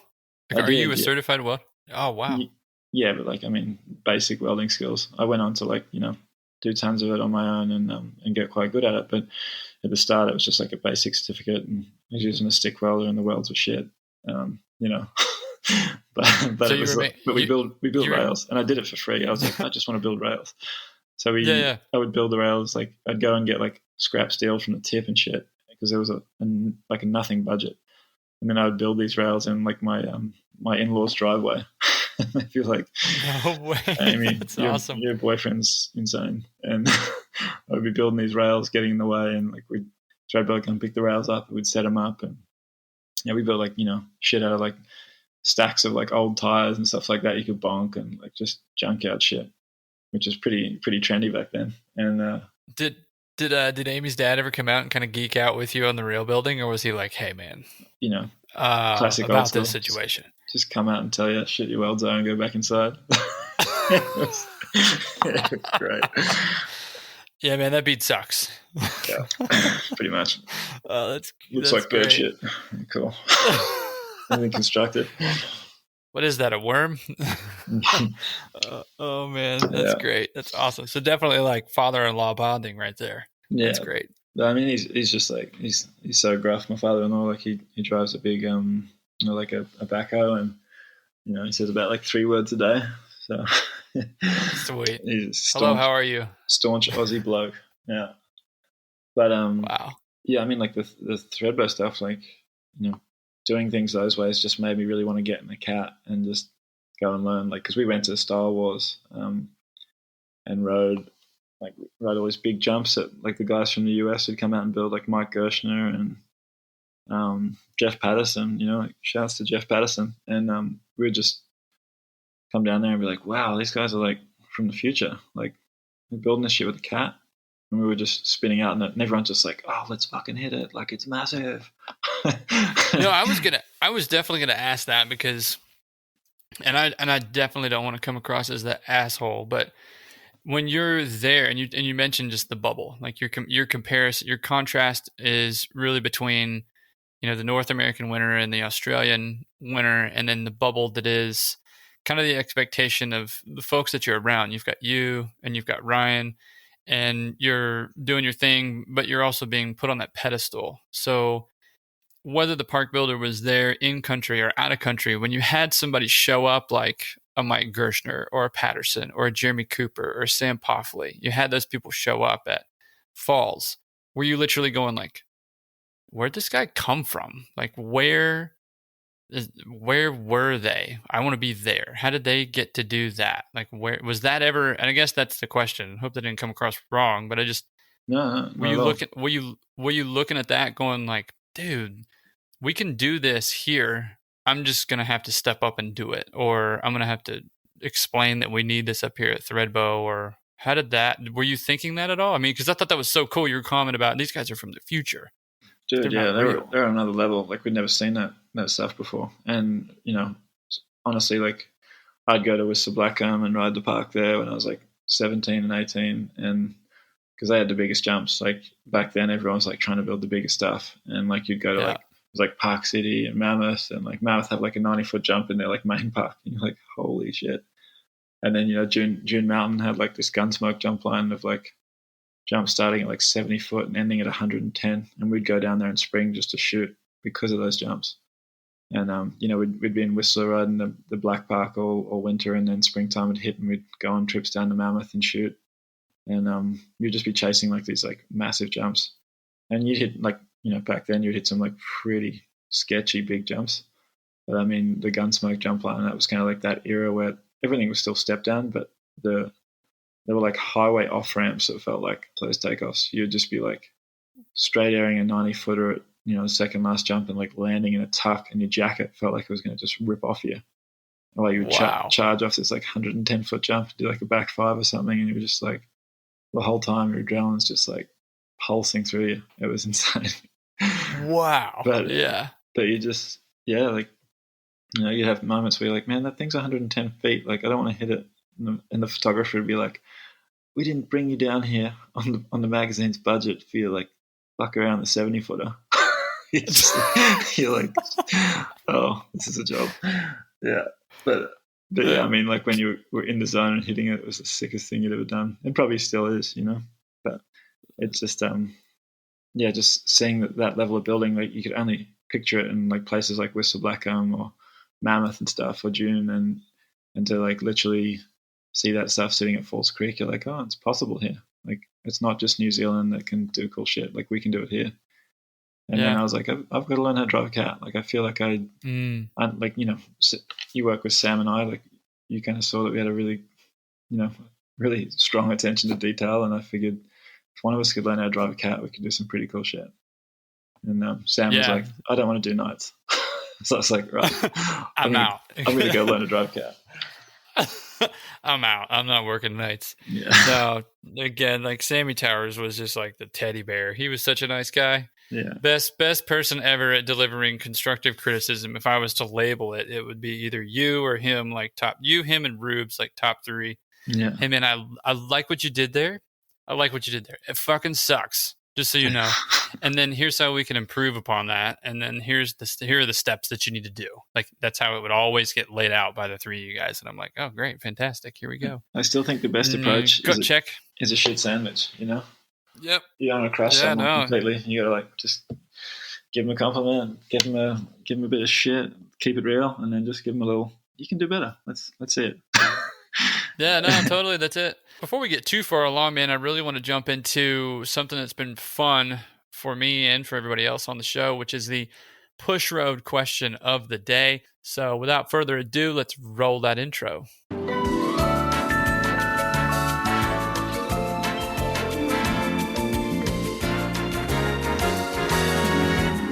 The push road question of the day.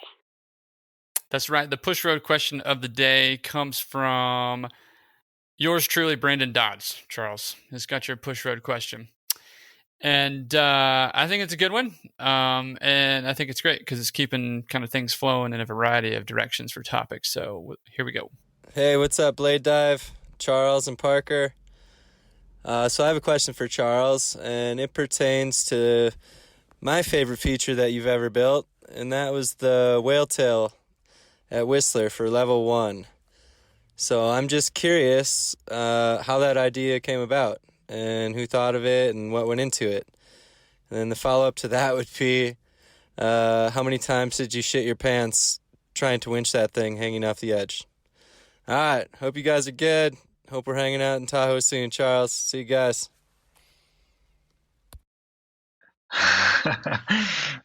That's a good question. And yeah, Brandon's like, yeah, a huge part of yeah, me and like my learning curve. He's kind of been a huge influence as a mentor. So thanks, B. Yeah, I mean that whale tail is probably my favorite feature I've ever built. It was for a level 1 shoot, obviously, and I had a pretty awesome time at Whistler Blackcomb doing those like spring shoots. Like I was pretty in with the marketing kind of manager, Chris McLeod at the time, and these like companies would come to Whistler and say, we want to work with Charles because we saw that thing he built for the other movie, and like, you know, one of the athletes has ridden his jumps or something, and it would flow on pretty nicely. And then I would just, like, Chris would do the introduction, and then I'd talk with the film crews, and we kind of say, this is the cut time budget and kind of what we're looking at. We got to try and do it within that. And yeah, we just involve into like, I would talk with the athletes and the film crew and just be like, what are you guys kind of like wanting to achieve? And they were like, we want a butter pad. I'm like, fuck, butter pads are so played. Like, what are you going to do? Like a 180 off, like 180 on and a 540 off, you know? Like it'd kind of been around for a while then, and it was kind of played, but everyone wanted a big monster butter pad. And I was like, what if you took the classic butter pad and like turned it onto a downhill? So you basically had like a step over true table style jump into it, where you could squeeze a double cork, and then you would land, and then we had a big step down cliff that was pretty much a flat cliff instead of a kicker. And you could probably still do like a 7 off it because it's going to be pretty gnarly. And they were like, that sounds awesome. I was like, cool. I don't know if I can build it, but let's have a crack. I drew up the sketches, and I was like, yeah, this is, you know, we rode around the mountain, and it was fun, man. Like you would like literally do everything start to finish, come up with a concept with those guys, and don't you know, just ride around the mountain, find the spots, and then talk to, you know, Stan Kelly and the grooming managers and stuff about whether or not you could kind of close that bowl in springtime and use that area to do it. And you know, take a probe out there, probe snow, and do the whole lot. And then yeah, when it came to building that thing, it was a challenge thinking about how you would go about it, because I'd never built anything like that before. And I think I built butter pads, but not like that. And yeah, I ended up just building this huge snow cliff and then stacked the landing above it and turned it into this big rollover. And then we ended up yeah, just like, it was so, for me, terrifying, because it was so much responsibility. Like, wow, like what if they land like on the landing and the landing's too long, and it's really, you know, they gain a lot of speed coming out of a 50-foot jump, and then they go off the cliff and they overshoot the landing? Or what if the knuckle for the landing off the cliff is too far away and they can't make it, and they like blow their knees out because it's like this huge, like 2.5-story drop, and just all this stuff going through your head. So you like you're just completely obsessed with it. I'd take photos every night before I left, and like wake up and have breakfast and look at photos of it on my phone and just picture someone hitting it and the speed they'd be taking off it into the next hit. And it was a crazy process. And yeah, then by the end of it, sure enough, like I made the landing just long enough that it was like not dangerous off the step over. And being a step over, you weren't landing with a huge amount of speed, and not much impact. And then they had just enough speed, like they would kind of just do like a turn off the off the cliff, and it put them in the sweet spot. So it was like the most satisfying thing ever. Nice. When they rolled in and hit it and like landed sweet spot, and then the flow was like perfect off the lip into the next sweet spot, and you're like, wow, that worked out better than I expected. Wow. And it was before drones and shit like that. So, you know, every time you had a shoot in spring, you'd have like these helicopters rock up, and they would just be follow camming the skiers, and it was like insane. And then some nights you'd be lucky enough you'd park the cat and be like, hey, can I get a ride down to the heliport? I'll come get the cat tomorrow. And you'd get a ride down with him, call a taxi at the bottom and go home. Oh man. But yeah, that was a pretty fun time. Really cool. So did you ever shit your pants? I have to ask, like, were you ever scared winching that thing? I don't want to know. Absolutely terrified. Yeah, I mean, like, we only just, like, I squeaked in barely a cat pass either side of the jump takeoff to get onto that thing, and it was all sheer cut. And I mean, I was like, my tracks weren't hanging over the edge by any means. I was like, a foot or two away from the edge the whole time. But, you're backing down, like, up over that roller jump with a winch and, like, down that landing. You're like, don't slip or do anything sketchy, or, like, just keep it straight. Yeah. and then use your mirrors and everything. And you drop the tiller. And it was a winch cat, like, it was an extended long tiller frame. You're like a 600 winch, just trying to get right to the edge to put the tiller down and then groom it all the way out. It was something else. And I mean, when the riders, if the skiers crashed, like, it was hilarious because there's helicopters flying around, the heli times, just money flying around. And if someone, like, crashed on the cliff, we had a ladder there, and you would take the ladder straight over to the side of that thing, and they would, like, throw their skis off and stocks off, and they would, like, do the climb down of shame. I was gonna add, that was my next question. Did anybody ever biff on the butter pad? And it's like, oh, dude, like, you were that guy. It wasn't. Yeah. It wasn't as sketchy, like, I was like, if you crash, you're sliding off that thing and breaking your pelvis. But it was like this thing where, if you crashed and hit the deck, you were, like, stopping, like, quite a way before the actual next drop. But yeah, it was cool. We should probably get a photo of that to put Yeah, up. no, like, on film, I mean, I remember seeing that feature. On film, like, I wouldn't have touched that with a 10-foot pole. I would have been the guy that said, "Give me the ladder. I'll man the ladder." I'm not gonna ride that thing though. But it looks smooth. Looks smooth for sure. The skiers were all about it, and there was like a transworld snowboard shoot after, and it was springtime, so everything was melting so quick. And they were like, oh, we could probably incorporate that in the transworld shoot. And the guys are like, we do not want a piece of that thing. It's fucking burly. I was like, but the skiers hit it. Yeah, but I mean, like, any opportunity to build, like, another crazy big feature, it's like, such an honor, because it, like, what people don't understand is, like, that's not your money. That someone else is investing that money into that feature to get, like, marketing content, whether it's for a movie or a magazine. Like, it was a responsibility that you had to take seriously. It wasn't like, well, I want a fucking shot at building that thing. It's like, well, yeah, we all do, but it's like, it's just a lot of responsibility and a lot of stress and anxiety that comes with it. So there's a component of you that really wanted to be in the machine in Australia, but there was, I wouldn't say resistance is the right word, but you just didn't have the time, and maybe they were uncomfortable. I don't know what the correct term might be. Maybe they were apprehensive. There you go. They wanted to invest in other things, whatever it is.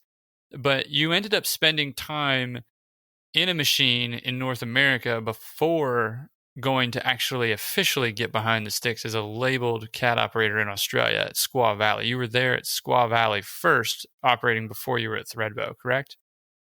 Absolutely, yeah. I mean, I was, I wanted nothing more than just to get in a cat and learn, and I was willing to step away from being a park manager to do it. But there was a slopes manager at Thredbo at the time that didn't like parks, didn't like snowboarding, and basically I was the epitome of both. And so he had it out for you. I was like the devil to that guy, and he wouldn't let me in. So I explained it to, like, Adam Galbraith, who was he was a park builder from California. He's American. I don't know if he's from California, but he was working at Perisher at the time as their main builder, and he was like an amazing operator and building, like, amazing stuff over there. And I'd go over there and ride just to hit his stuff, and we kind of got to talking, and he's like, dude, I've seen what you're doing at Thredbo. Like, the park's amazing, and considering, you don't know how to drive a cat, I think it's time. Like, you clearly have an eye for things, and you should get behind sticks. And I'm like, well, I can't. Like, I don't have the opportunity at Thredbo. And he's like, well, listen, I've got a friend in Squaw Valley I can call and get you a start as a rookie. We can get you a visa, and he went out of the way, and like I was competition, like we were Thredbo and Perisher, always pretty fierce, but he was just down to help me kind of get a start. And wow, that's cool. Yeah, so I ended up going to Squaw Valley to basically become a pack groomer and drive around in circles, scratching boilerplate ice on I forgot what the run's called, but yeah, basically like in the beginner slopes on the upper mountain, and we'd just drive around following each other's passes all night. And I was still snowboarding professionally at the time, so I was like sleep deprived as I would sled and film backcountry all day, and then come to work and like 3 hours sleep to work graveyard and just be the worst groomer pretty much they've ever seen. They're like, who's that with the wavy pass number 3? I'm like, oh Jesus Christ, it's me again. Like, who's that with the wavy pass? Yeah, like pounding like jelly bellies and drinking Red Bull, trying to like stay awake. It was brutal. What if the wavy pass was still straight? Because the wave can be straight. Yeah. Right?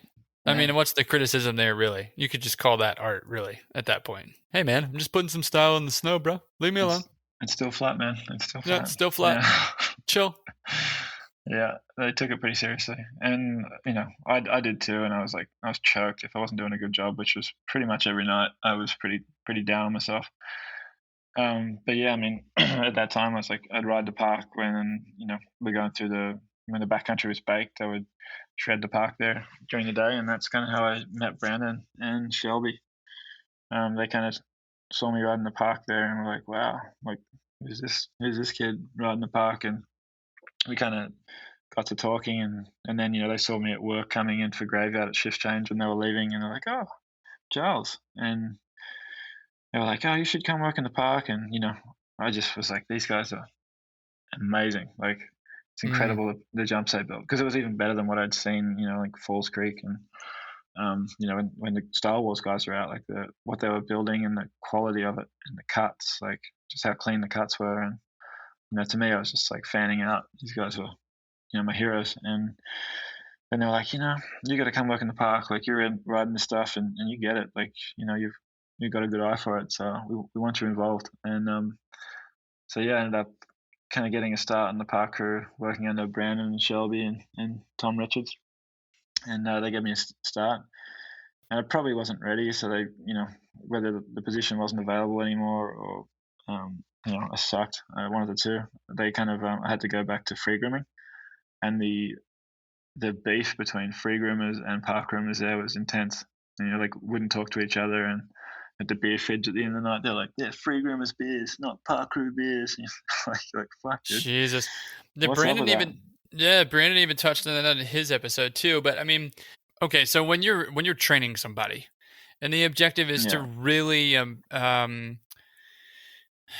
you want to be able to, and I mentioned it before, but when you're teaching somebody and you're training somebody, you want to be able to just kind of open yourself up a little bit. Because when you come across as a dick while you're training, all you're doing is destroying the individual that's trying to learn the craft. And you're literally looking at a blank canvas of somebody who's passionate about what they do. Like, go get to know that person. Yeah. Literally invest in that individual instead of just pushing them under the rug and treating them as the rookie through whatever the hazing process might be. Dude, Talk about that for a little bit. Brandon and Shelby did that. And it was like, when that time kind of came around, it was, those guys took me under their wing, and so much so thankful for everything those guys did for me. And, Steve Shelby's, no longer with us, and rest in peace, brother. But it was, he was like instrumental. Like, I really looked up to that guy, and he did some incredible stuff, and he was like an amazing skier too. But, when it comes back to that, like nurturing people and bringing them up and like, giving them constructive criticism, but not putting them down and taking that belief and that confidence away from them. I think those guys, did a great job with what they did for me. And on the other end of the spectrum, you've got like the free groomers who, like, their whole culture was just shit. Like, maybe like looking to like see a rookie fail so that they could like get that rookie to buy a case of beer and keep everyone buzzed at the end of the shift. And it wasn't like a helpful thing. It was like you'd come to work and you got some like, overweight, like middle-aged douchebag going, "Oh, well, you see your pass tonight." I'm like, I don't give a fuck, man. Like, when's the last time you had sex? You know, like, and what are you gonna do when you knock off your graveyard shift? You're gonna go to like talk about fucking winching runs and how big your dick is, like to a bunch of other middle-aged men at like chamois or wherever they went drinking. That's It's it like, though. and I was like the young kid that like probably had a target on my back. Like looking back now, I probably would talk shit on me too. I wore like these headphones to work. I had, baggy jeans and all the latest shit because I was, sponsored and had like all the latest gear. And they're probably like, who's this kook? And it was, I probably definitely drew some criticism, and that was my undoing at some point. But yeah, I just think, I would go snowboarding after work every day, and the other guys would knock off and be like, we're going to the pizza shop to like sit in the sun and drink piss, and then you would ride all morning, like 1 o'clock, come down, and they could barely string sentences together, and like that's not what I'm here to do. And if that's what being part of the boys club is, and count me out. And yeah, I was definitely the black sheep, and man, I copped some pretty intense shit from a lot of those guys. But Brandon, Shelby, and Tom Richards had my back and kind of made it survivable there for me. So yeah, thanks so much to those guys. And Brandon kind of had the best advice out of anyone. Like I would literally jump out of the cat when I saw them building jumps, and I'd be like, oh, can I sit in the passenger seat? I need to see how you do it. Yeah. And Brandon's like, dude, honestly, anytime I'll just call you up and just ride shotgun. And learning from me is going to be easier than making 15 years of your own mistakes, because I've figured this stuff out on my own over 15 years, and I can bring you up to speed a lot quicker than having to go through all the mistakes yourself. And that was that was pivotal. Like my learning curve just went through the roof hanging out with him and Shelby, and it was pretty cool. Just like after 3 years there, I ended up going up to Whistler, and it was at a whole nother level. Do you feel like the opportunity that you had there on the Alpine crew and just what you were dealing with the negativity fucked with your head at all? And that your experience with Brandon and Shelby and TR kind of leveled you out? I mean, you kind of hit on that, but like, was there a piece where you were just kind of going, man, what is the point? Like, I'm literally here and I am ultimately trying to avoid the people that I work with. Like, that's not okay. This isn't healthy. Were you ever questioning why you were there, and were Brandon and Shelby and TR just keeping you grounded? Oh, totally, dude. Like, I mean, I was, with mental health and everything else too, like you kind of, it's such a common topic these days. Like, is that person all right? Like, maybe you put too much shit on him. Like, I was just incredibly lucky that I had such a strong social circle, my wife and stuff, my girlfriend at the time, Amy. And, we had a pretty good, healthy life outside of work, and snowboarding, like the way I was snowboarding then, and filming every day. Like I had a lot of confidence, so I'd come to work, and that shit would get me down a lot, but there was enough good stuff in my life that it didn't I could shrug it off. I was the rookie in the park. I had a 14,000 hour cat that had cracks in the frame that had been patched up twice before, and the mechanics didn't like the park guys either. So we, you come into work as an operator, you're not like getting under the tracks and looking at all your frame, like to see if there's any cracks. It's nighttime, everything's black, like that's kind of like more or less in like the North American workplace. It's more of a mechanics thing when it comes in for service to check through the frames. But this thing was like a piece of shit on its way out, and I didn't really care. And then basically, like, I was cleaning up the decks on the half pipe one night, and I just like heard some like grinding in this thing. And when I rolled over the deck doing a pass up onto the flat deck, I was like, that does not sound right. So I like drove it back to the shop and parked the thing in front of the shop for the guys to take in the morning. And I guess when they drove into the shop floor, it like, I guess it must have been pretty cracked through at that point, maybe just hanging on, and it just like basically flexed into. And yeah, that was kind of the end of me at Squaw Valley. And it was like, the groom manager at the time was like, no, that's not your fault, like, and then the park guys were like, no, it's it's a 14,000 hour cat, man, and it's had cracks in the frame before, but basically, yeah, being a park guy and everything else, they were like, the head mechanic there was like a psychopath, and he just wanted blood. So this thing was like kind of out of my hands in a way. Like you're in a 14,000 hour cat that's got like cracks in the frame that haven't been like really well kept track of, and you're rolling over knuckles all night. It's at some point that thing's gonna go. Like Whistler Blackcomb for me, like I got up there and if there was like if they picked up on a crack in the frame of a Park Pro or something, they were like, all right, this thing's coming out of the park and it's going to be a free grooming cat now. And the other ones with the good chassis are going in the park. And they were like, it was just like, that's how it is, but there was no like, free grooming, park grooming rivalry. There was no mechanics hated park guys or anything. Like we weren't looked at as punks. And I think when you look at the way it was at Squaw at that time, it's probably much better now. But it's back then it was kind of crazy. So Charles, I have another guest question for you, and it's a really good one. It's from Ninja, and here it is. I'll play it for you now. Hey, Ninja here. I wanted to ask Charles to talk about the time that he made me go up and ride around in the Snowcat with him in Aspen, specifically at Snowmass a couple of years ago. He was doing this big build for this project we did, McMorris and McMorris, and he was laughing because I was so scared in the cat because he kept dangling the passenger side track over this like 40-foot cliff, and I thought I was going to die every time he did it, but he was just loving every minute of it, watching me panic and cry like a little baby. Why don't you tell that story, Charles? Oh my god, I actually forgot about that. I've never seen anyone like so uncomfortable in a situation. It was actually really fun.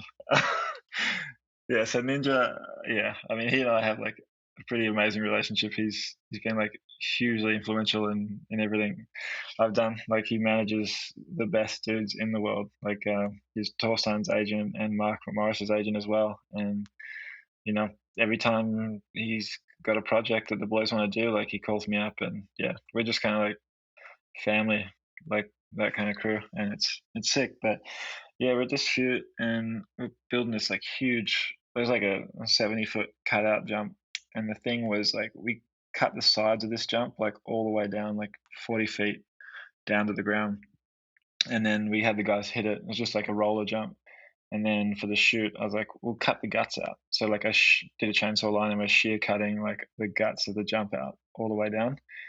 And every time we got to the edge, like to pop the chainsaw line, like, the cat is, the blade of the cat like pops the side. It falls away 40 feet down. And it's, the snow's been sitting for like a day. It's Colorado, it's frozen, it's set up. Nothing's going to like collapse under us. But Ninja doesn't know how it all works, and every time we go forward I'd be like, I'd push a blade of snow off the edge, it would just drop away, and we just look down below the rams, and it's like 40 foot, and he's like grabbing his seat and go and I'll go every now and then, I'll like kick the floor and I go, holy fuck. He's just like, oh god, are we going off the edge? But I was like messing with him hard, and I kept doing it, and he kept giving me reactions. So I must have done it like eight times. And he's like, fuck this, Charles, let me out. I'm not dealing with this. Oh, man. And then like, after we'd cut down quite a bit, I needed to chainsaw the landing because we were like, this thing's got to be schmick. Like I'm going to chainsaw either side of the landing and we're going to step it out perfect and then winch it again. And I was like, it's kind of slick and the landing's like, 37, 38 degrees. Can you, I need you to like, I'm going to go down the landing with a chainsaw and I just need you to I need to tie this rope around me and you need to hold it. So like basically after I fucked with him, I'm on a chainsaw, on this landing that's pretty icy, like trying to do a chainsaw line. And he's like smiling at me. Can you belay me down, please? Another meter, please. After I've just like completely rolled him in the cat. So yeah, that guy I literally trust with my life. Wow. And he's always got my back. But yeah, we have some fun. Oh man, what a story, dude! That's Yeah. Just I'll never forget the sounds he made. I mean, it was like that Bill Burr stand up talking about the guy in the plane behind him screaming with the turbulence, and he's like, "Be a fucking man and push that shit down. Act like you got solutions." It was the same shit. Love you, Ninja. Oh man, huge shout out to Ninja for contributing. I will say that I am so grateful for his transparency and the way he is. I love that. I just Dude, he is a straight shooter. Straight as. Yeah. And one of the best agents in the game. He's like a real life, got his shit together, Ari Gold. Respect him so much. But yeah, it kind of comes back to the whole, like, you know, no one gets to where they are on their own. Like, you surround yourself with good people and good things happen. Do the right thing by people and they do the right thing by you. And yeah, the relationships like I've been able to build, you know, through Torstein and Ninja and everyone else, it's like, it's, you know, and Mark, like just the camaraderie between the boys and just kind of working well as a group and being able to pull cool shit off. Charles, so from my understanding, you're an ambassador for the brand. You're an ambassador for Prenoth, and I just think that's incredible. And whatever you're willing to share, I'd be excited to know what that relationship has been like during its length of time that you've been that ambassador. I mean, honestly, like I think it comes back to relationships again. Corey Little in Australia is, you know, used to be the mechanic at Perisher, like an amazing mechanic, and he went on to work with Prenoth. Ben Finn used to actually groom the park at Perisher while I was the park manager, and he's a great operator, like insane. I work with him at Squaw Valley too, and he's like one of the main guys for Prenoth in North America. And I mean, the two of them, like, I'm always just talking, like, oh yeah, you know, it'd be cool if we could do this or that. And I just kind of got to the point where, like, hey, it'd be cool if, you know, like, you know, if you wanted to like use our cats for some of the projects, and you know, we could kind of tie it in with some demo stuff here and there, and you know, like, it could be a good partnership. It helps you, you know, kind of helps open the doors for them in a couple of places. Like Whistler Blackcomb was a prime example. Like, they hadn't had a Prenoth there in a long time because they're completely red and their fleet's massive. But I mean, you know, I was like, yeah, we're doing this thing for the Canadian snowboard team, so we're going to bring our own cat in, and we brought the Prenoth in. You know, it helped with the budget of the project, that we could do it, you know, more cost effectively, because, you know, we're doing a bit of kind of like tying it in with a demo, and the guys there were using it, and I would, you know, explain how it all worked and the rest of it, and then we'd kind of like build a bit of content around the cat as well, like get some photos of it, building a bit of footage of, like, you know, how things went start to finish. Like, I think for us, like for me as a builder when I was younger, like if I could see a time lapse of a jump getting built or a feature start to finish, how you would do it, that would have just done so much for me as a builder. It would have just been the same as sitting in with someone like Brandon and seeing how they did it. But to see it on a time lapse video on Instagram, I was like, that's the kind of shit I think other operators want to see. So, you know, Prenoth kind of like really helped me out, like even this year, like with these crazy projects that are like kind of sporadic and popping up and cancelling. Like, they're ready to move a cat and help me out. And, you know, Al Graves in Calgary's been huge. So, and Walter, the guy that's in charge of it all, is like, they're just super down for feedback on the cats to get better, and yeah, just want to work with guys that are using them properly, and for us just to be able to roll into resorts and have a good cat to use, that's like, you know, no offense to anyone else, but it's just like, for me, if you're trying to build a jump or a slope style, like you need a winch and a park cat, and that Bison X cat kind of does it all for me and ticks all my boxes. So that's kind of what I like using. And, you know, sometimes the other ones, until recently, you know, you have a winch cat and a park cat, but yeah, I'm down with what they do. I back it. I just think it's so fantastic that you're working with a brand like that that's willing to back you, but also keeps it just so real on a personal level. I mean, speaking directly with people like Ben Finn and Walter, like who have the ultimate respect for you. I just think it's rad that they keep it on the real. Yeah, I mean, like I've definitely driven all different cats over the years, but it's like, yeah, those guys are just like I kind of pinch myself, like the whole fact that they're like, yeah, we'll support you and make sure you get like new demos to like run, and if you need cats to certain projects, like now we're not just limited to like we have to go to this resort because they have those cats in their fleet, or we we need to, you could go somewhere like Baldface where you need a winch now, and we could like line a project up and have a winch come in, and I could have the right tools for the job. So it's like it opens up, like there's nowhere in the world we couldn't go to do a project where these guys wouldn't be able to like line it all up and support it. And it's just been huge. Like it's opened doors, and the whole thing kind of happened naturally. It's not like I went to them and was like, hey, do you want to sponsor me? Like that's why it's such a trip, because like it just happened normally. Like Ben was like, hey man, I think we need to do like the cats need a bit more marketing, and we just we want to would you be down to work together? And I was like, absolutely, dude. Like I love the cats. I believe in the product, and I want to, of course I want a new cat everywhere I go. And if that's a possibility, that's like insane. Like, yeah, never in my wildest dreams would have expected that they would want to help on that kind of level. And it's yeah, so thankful for it, and I hope that I can live up to the expectations and deliver on my end. And it's definitely been tricky with the pandemic. Like, definitely fallen short of a few targets that I set for myself. But it's just the way things are right now. And yeah, thanks for their understanding and their support. It's been amazing. Well, I think too, like you've said before, like when you're around good people and good people believe in you, then good things happen. So yeah, it's literally just like the whole thing's just like literally like the friends that you've come up with are in these roles now, and everyone wants to help each other, and it's it's a ski industry. It's a small one, and yeah, if you're a good person and you're working with good people, like it just flows, Yeah, so true.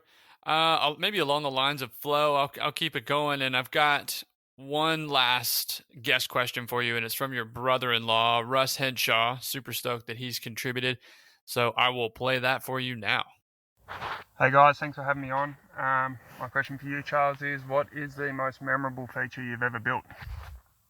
Wow. There's been a lot. Like, it's hard to pinpoint one.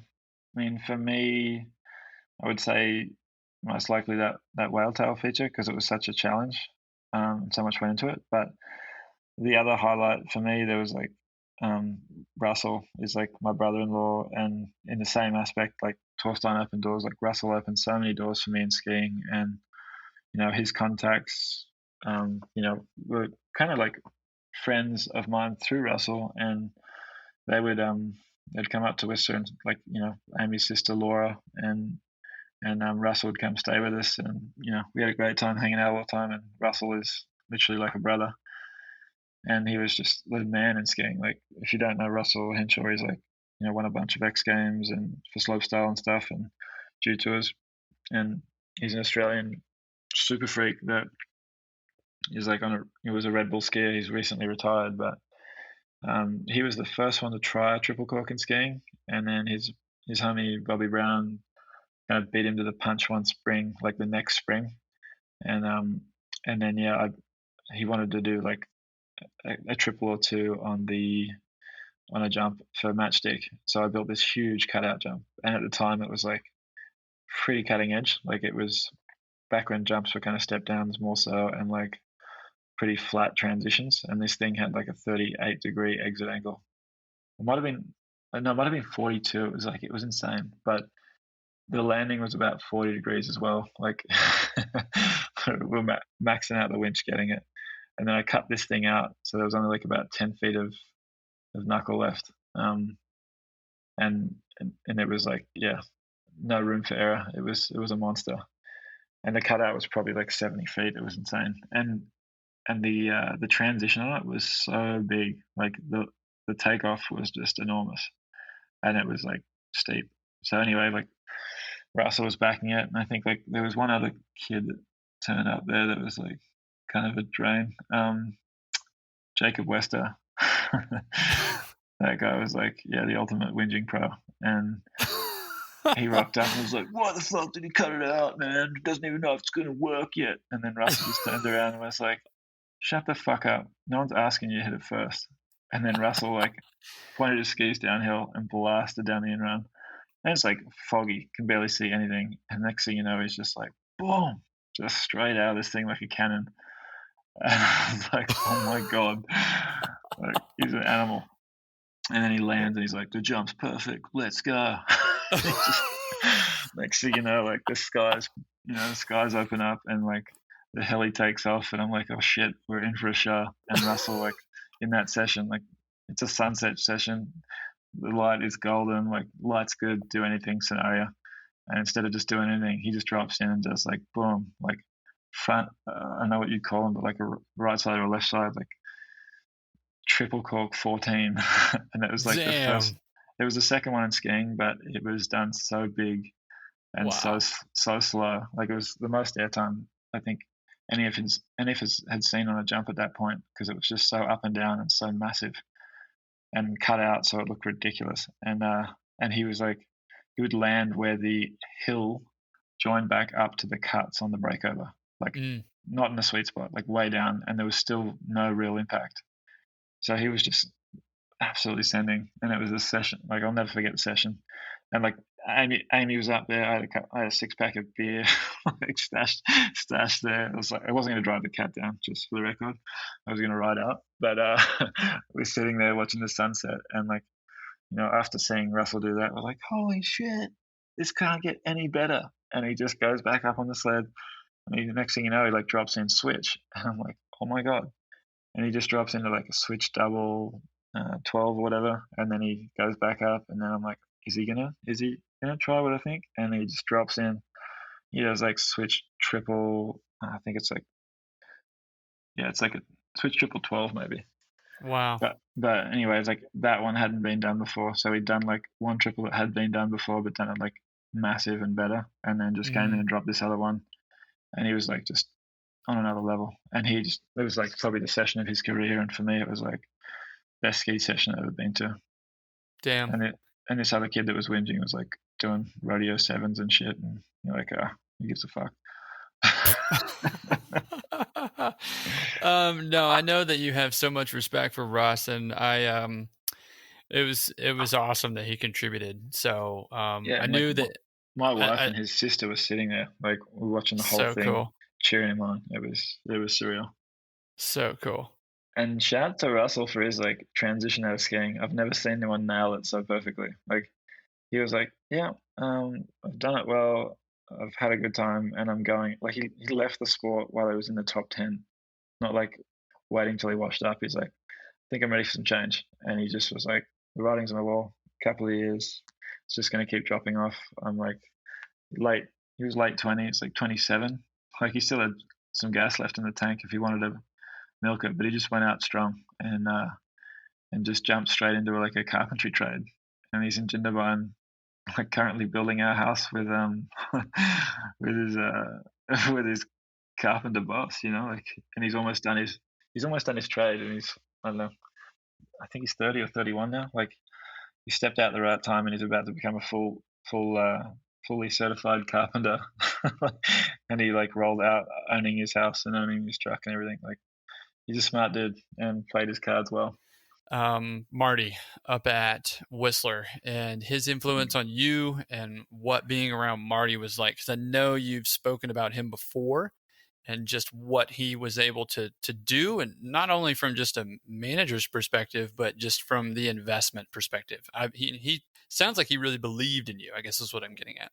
Yeah, I mean, Marty's like the epitome of like the best boss you can have. Like he would, like, I mean, he's been doing it for so long. He like knows how to run every machine. Does a bike park in summer, can run all the excavators and stuff. But he's like a ninja, and he doesn't have an ego and doesn't like give a shit about all his young bucks want to build like all the big jumps and, you know, set all the rails and be the man. Like he's just like, oh yeah, cool. I've seen a lot of you guys come up, and he's just happy to support everyone and like provide opportunities. And for me, when I came up there, like I was like, yeah, I want to build the big jumps, and he was like, cool. And he would just like rock up and like strip strip the area next to the jump line and feed me while we build these jumps. And then he would just like drop his tiller, clean up the push zone, and then just like disappear. You're like, holy shit! Like this guy's like amazing, generous, and like thinks about the bigger picture. Whereas me, I was probably just like, oh, I'm gonna build a fucking jump. But he's like thinking about everything. And while he's doing that, he's like moving snow guns and like dealing with snowmaking. And then like at the end of the shift, like his wife works ski patrol. They're like a full resort couple, like power couple. She's one of the avalanche forecasters there, and she'd be like, oh, we're having trouble with the ski out to the access road, and we've asked the grooming crew to fix it, and they haven't got round to it or something. And literally on his way down to shift change, would just like zip out onto the ski run, fix fix the access road for patrol, and then get back to the grooming trailer, and not say anything like, hey, I did this for you guys, like just unsung hero. And then the next day, like all the patrols like, man, someone fixed the access road, and I'm like, that's not even a terrain park, that's not anything to do with like his responsibilities, but he's that much of a team player that he steps out of his world to help others. And yeah, as a boss, like he was just amazing, like so helpful, always down to support, and couldn't ask for a better leader. I mean, like like they're just like some park managers come in with like fucked up ideas all the time and want to like really be heard, and you're like, I don't know about that. Like, but he would just like let the boys kind of get on with it. If you were proving yourself to be a good builder, like you got lots of chances. Yeah. And yeah, it was a positive work environment for sure. Yeah, it's interesting when leaders kind of change coats. When they change coats or they change hats, and they're doing it for a different reason. Maybe it's kind of like their own agenda. But when they're literally putting on a different hat and or changing coats because they've got to just, oh, yep, I was here in the desk and I was literally doing some paperwork, and now I've got to go out and assist. I think that's the best way I could put it. I mean, one of the things we talked about was just what it looks like to manage something as far as a terrain park program or any program, and whether the manager has to do that behind the sticks. And I thought your response was great in being able to just contribute where you can, as best you can, and not necessarily put your thumb on anybody. Yeah, and like you could just look at the environment, and it's like a testament to who's coming out of there. Like, I mean, you look at Ty Weed, like, and Bailey Mitchell. They're two of the best park builders in Canada and probably the world. And it's like that's because of the environment they're in. Like you get chances to try building stuff. You get opportunity. You get to work with people that are open and don't put you down, and actually like offer advice and feedback, and not in a shitty way. So it's I mean, those guys are incredible as well. Like seeing them kind of start as rookies and then just like get to where they are. It's like so much respect, like killing it. Yeah.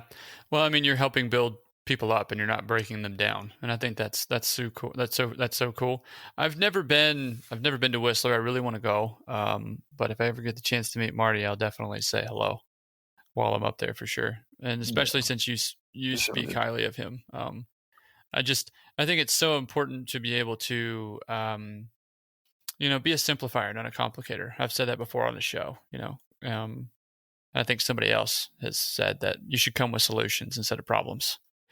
The manager piece, and whether that's in the machine or whether that's behind the desk, I just kind of want to know your 2 cents on whether or not you think the manager should always be building, or are they leading somewhere else from somewhere else? I think you ask anyone that's driven a cat and gets to build stuff, they're always going to want to do all the building themselves. And, I was probably guilty of that for a while too. And I think, the best way to run a program is to have a good understanding and be able to jump in wherever you need. Like in the roles that I did, I was working across like marketing, across the operations with the Snowcats once I learned how to drive, the day crew, and then, the welding and the steel fabrication of all the rails. And I had a hard time respecting any park manager that didn't have all those skills, because it's like you have to be able to relate to everyone.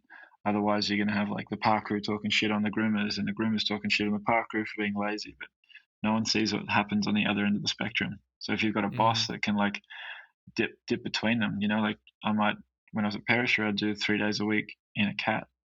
At night building stuff, I would do 3 days a week with the day crew. I'd be working 6 days a week 60, 70 hours a week, which I probably wouldn't be able to do again. But that's heavy. Yeah. Yeah, it was your life and it was your baby. Like, and you took so much pride in it, like everyone else that worked there. And Perisher was just it was a wild time. Like, that's another thing about managing is like we had like Brandon come out there, and Doug Graham was the existing park builder there, and he's amazing too. And the three of us on one crew, you had like three alpha builders. Oh man! All working together. Dougie was on grave, so he had to like clean up a lot of shit for us half the time, and definitely got a bit sandbagged here and there. But like you knew that you had like someone that was incredible on graveyard that would do an amazing job grooming stuff out, and took pride in it too. And then Brandon and I would just be like gang banging on like swing shift. Just we had like our best night ever was like I still don't think we've ever topped it. It was like we pulled out 11 rails, we reset 4, and we built a 50 and a 55-foot jump from scratch, and then we rebuilt the bottom jump that was 50 or 45 feet to 60, all in one shift, and then left Dougie to maybe put one rail takeoff or something on and groom everything out. And the three of us in one night, just like, it was unrecognizable what they came into the next day. They're like, holy shit, where did this come from? And I still went, like, we were just all so driven and like just wanted that place to be the best place in the world. Yeah. And that was like, that. I mean, nothing that good lasts forever. I mean, we were all kind of alphas, and everyone, there's politics at play as well. And it just, after a while, we all got on each other's nerves, and we all talk now, we're all friends now, but it was like, it was kind of a weird time. Yeah, looking back on that, that was an adventure. Yeah, you see a lot of like different park programs too. I mean, you've usually got like one builder of the caliber of the three of us, building everything at a resort with a couple of trainees under them. And there was three of us in the one spot. It was it was a cockfight. And it was tough to manage too. But we're all talking now, and in that period, we all probably look back on pretty fondly. Like, props to Brandon and Dougie, and now Nick Murchison, who's like the park manager there now. Like, I still go back and work at Perisher sometimes to help build, and Nick's someone that I trained up, and he's doing a great job now. And I'm just like working under him and stoked. It's cool. I definitely want to know, Charles, what you think the future looks like, and I think that's a pretty broad question. So you can kind of take it from whether it's the snow industry or terrain parks or consulting, but from whatever angle you want to take it from, where do you think the future is headed?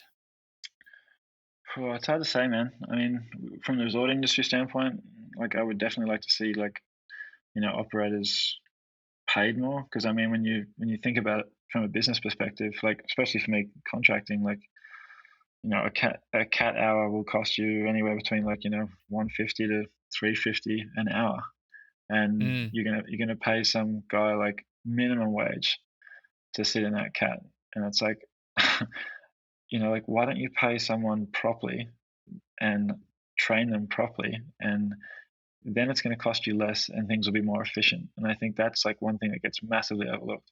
I think the ski industry, when it comes to snowcat operators, needs to like really realign like the way they look at it. Like, you're just going to send a guy out driving around in circles, getting half the shit he should get done, and he's burning $300 an hour worth of cat time. Yeah. Or you're going to pay someone like a little bit more, and he like gets more done in a shift. And you maybe, Perisher is a prime example. I said, like, can we pay, Brandon and Dougie and whoever else like more money, and we have like, instead of 5 drivers, we have 3. These guys get paid better, but we get more shit done. We're not going back to redo things as much. We have like a strong team. We move forward faster. Everyone's more engaged. Like, everything just gels better. But I mean, when you see places with high turnover and they're just like, oh, well, it's high turnover. You're like, no, just be smarter. Like, don't look at certain pennies versus other pennies, and you can't compare apples with oranges. And then I guess as far as the future stuff, like, that's what I like to see for operating, dribble. But as far as like the future of snowboarding, I think it's just with the athletes. We kind of have to like watch where they want to take it and like, listen to them on what the future looks like. And I think at some point too, like, we don't want to see big air become like octo corks and shit. Like it kind of, and the airbags too are like supercharging big air to the point where you're like, oh, what's going to happen? And I think it's going to come back to snowboarding and transitions mixing with slopestyle, so that, it's more than just like, I can do a quad cork on an airbag. You can actually snowboard, use your edges, ride transition, hit rails, and hit jumps. Like, I just think progression too, like, focusing hard on progression and bringing people into the sport and keeping them engaged. Because, I mean, we're literally competing with kids that play video games now, like esports and the rest of it. It's like, you have to like put your best foot forward if we're going to like get the next generation into this stuff and keep this culture alive, I will go ahead and ultimately say that I have so much respect for you as a person, as a dad, as a husband, as an individual. And, anybody that questions that, I'm definitely going to stick up for you for sure, 125%, because you stuck your neck out there for me, and you helped me with my career. And for that, I will be forever grateful. Thanks, Forever man. grateful. Honestly, like seeing what you did after you left Thredbo too is, I was rooting for you. It was cool to watch. I mean, what you did in those years after Thredbo was like amazing. And I mean, what you're doing right now is like, it's awesome. Like, I love listening to, the guys you're interviewing are like guys I look up to and respect, and it's cool to hear other people's stories and backgrounds and experiences. So yeah, the shifts are long, and listening to podcasts. I mean, Frank put it really well to me one time. He's like, "You still listen to music in your cat? Man, that is a waste of fucking time. You could be learning shit." I'm like, whoa, you're right. Yeah. Well, you crusty old dog. You're onto something. Yeah, and shout out to Frank too. He's the man, dude. Like, love hanging with that dude, and he's mentored me a lot too, like just in business and how like a lot of the dealings went with the different projects. Like, I've definitely learned a lot from him. He's been like a big brother. So thanks, Frank. Yeah, shout out to Frank. Incredible human being. Well, Charles, I think we did it, man. I think we absolutely created something incredible here, and I'm excited for everybody to tune in and listen. And I just want to take another minute to just say thank you. And again, just let people know that the Stoke is real, and the stories you've heard about how incredible Charles Beckinsale is are true. I don't know about that. Yeah, but thanks so much for having me on, and and I'm sure I forgot to thank a ton of people, and for that I'm sorry. Like, you know who you are, and thanks again to everyone that listened.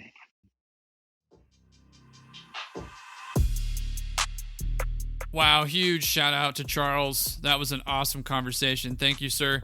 I'm going to go ahead and stick with the gentleman title. I loved what Charles had to say about surrounding yourself with positive people who pick you back up. Don't go being somebody else just because you think you got to fit in. That might not be what you want to be associated with, especially if you're trying to advance your career. Don't sacrifice your original authenticity just for the sake of being cool. Damn straight. Okay, real quick before we get out of here, I just want to say thank you to you, all the listeners. It means the world that you're tuned in. And if you haven't already, don't forget to subscribe to the podcast. Leave us a review if you can. It really does help the show out. Don't forget to send in your push road questions of the day. And you know the deal. Don't be a dick. Please fill your machine up with diesel at the end of your shift.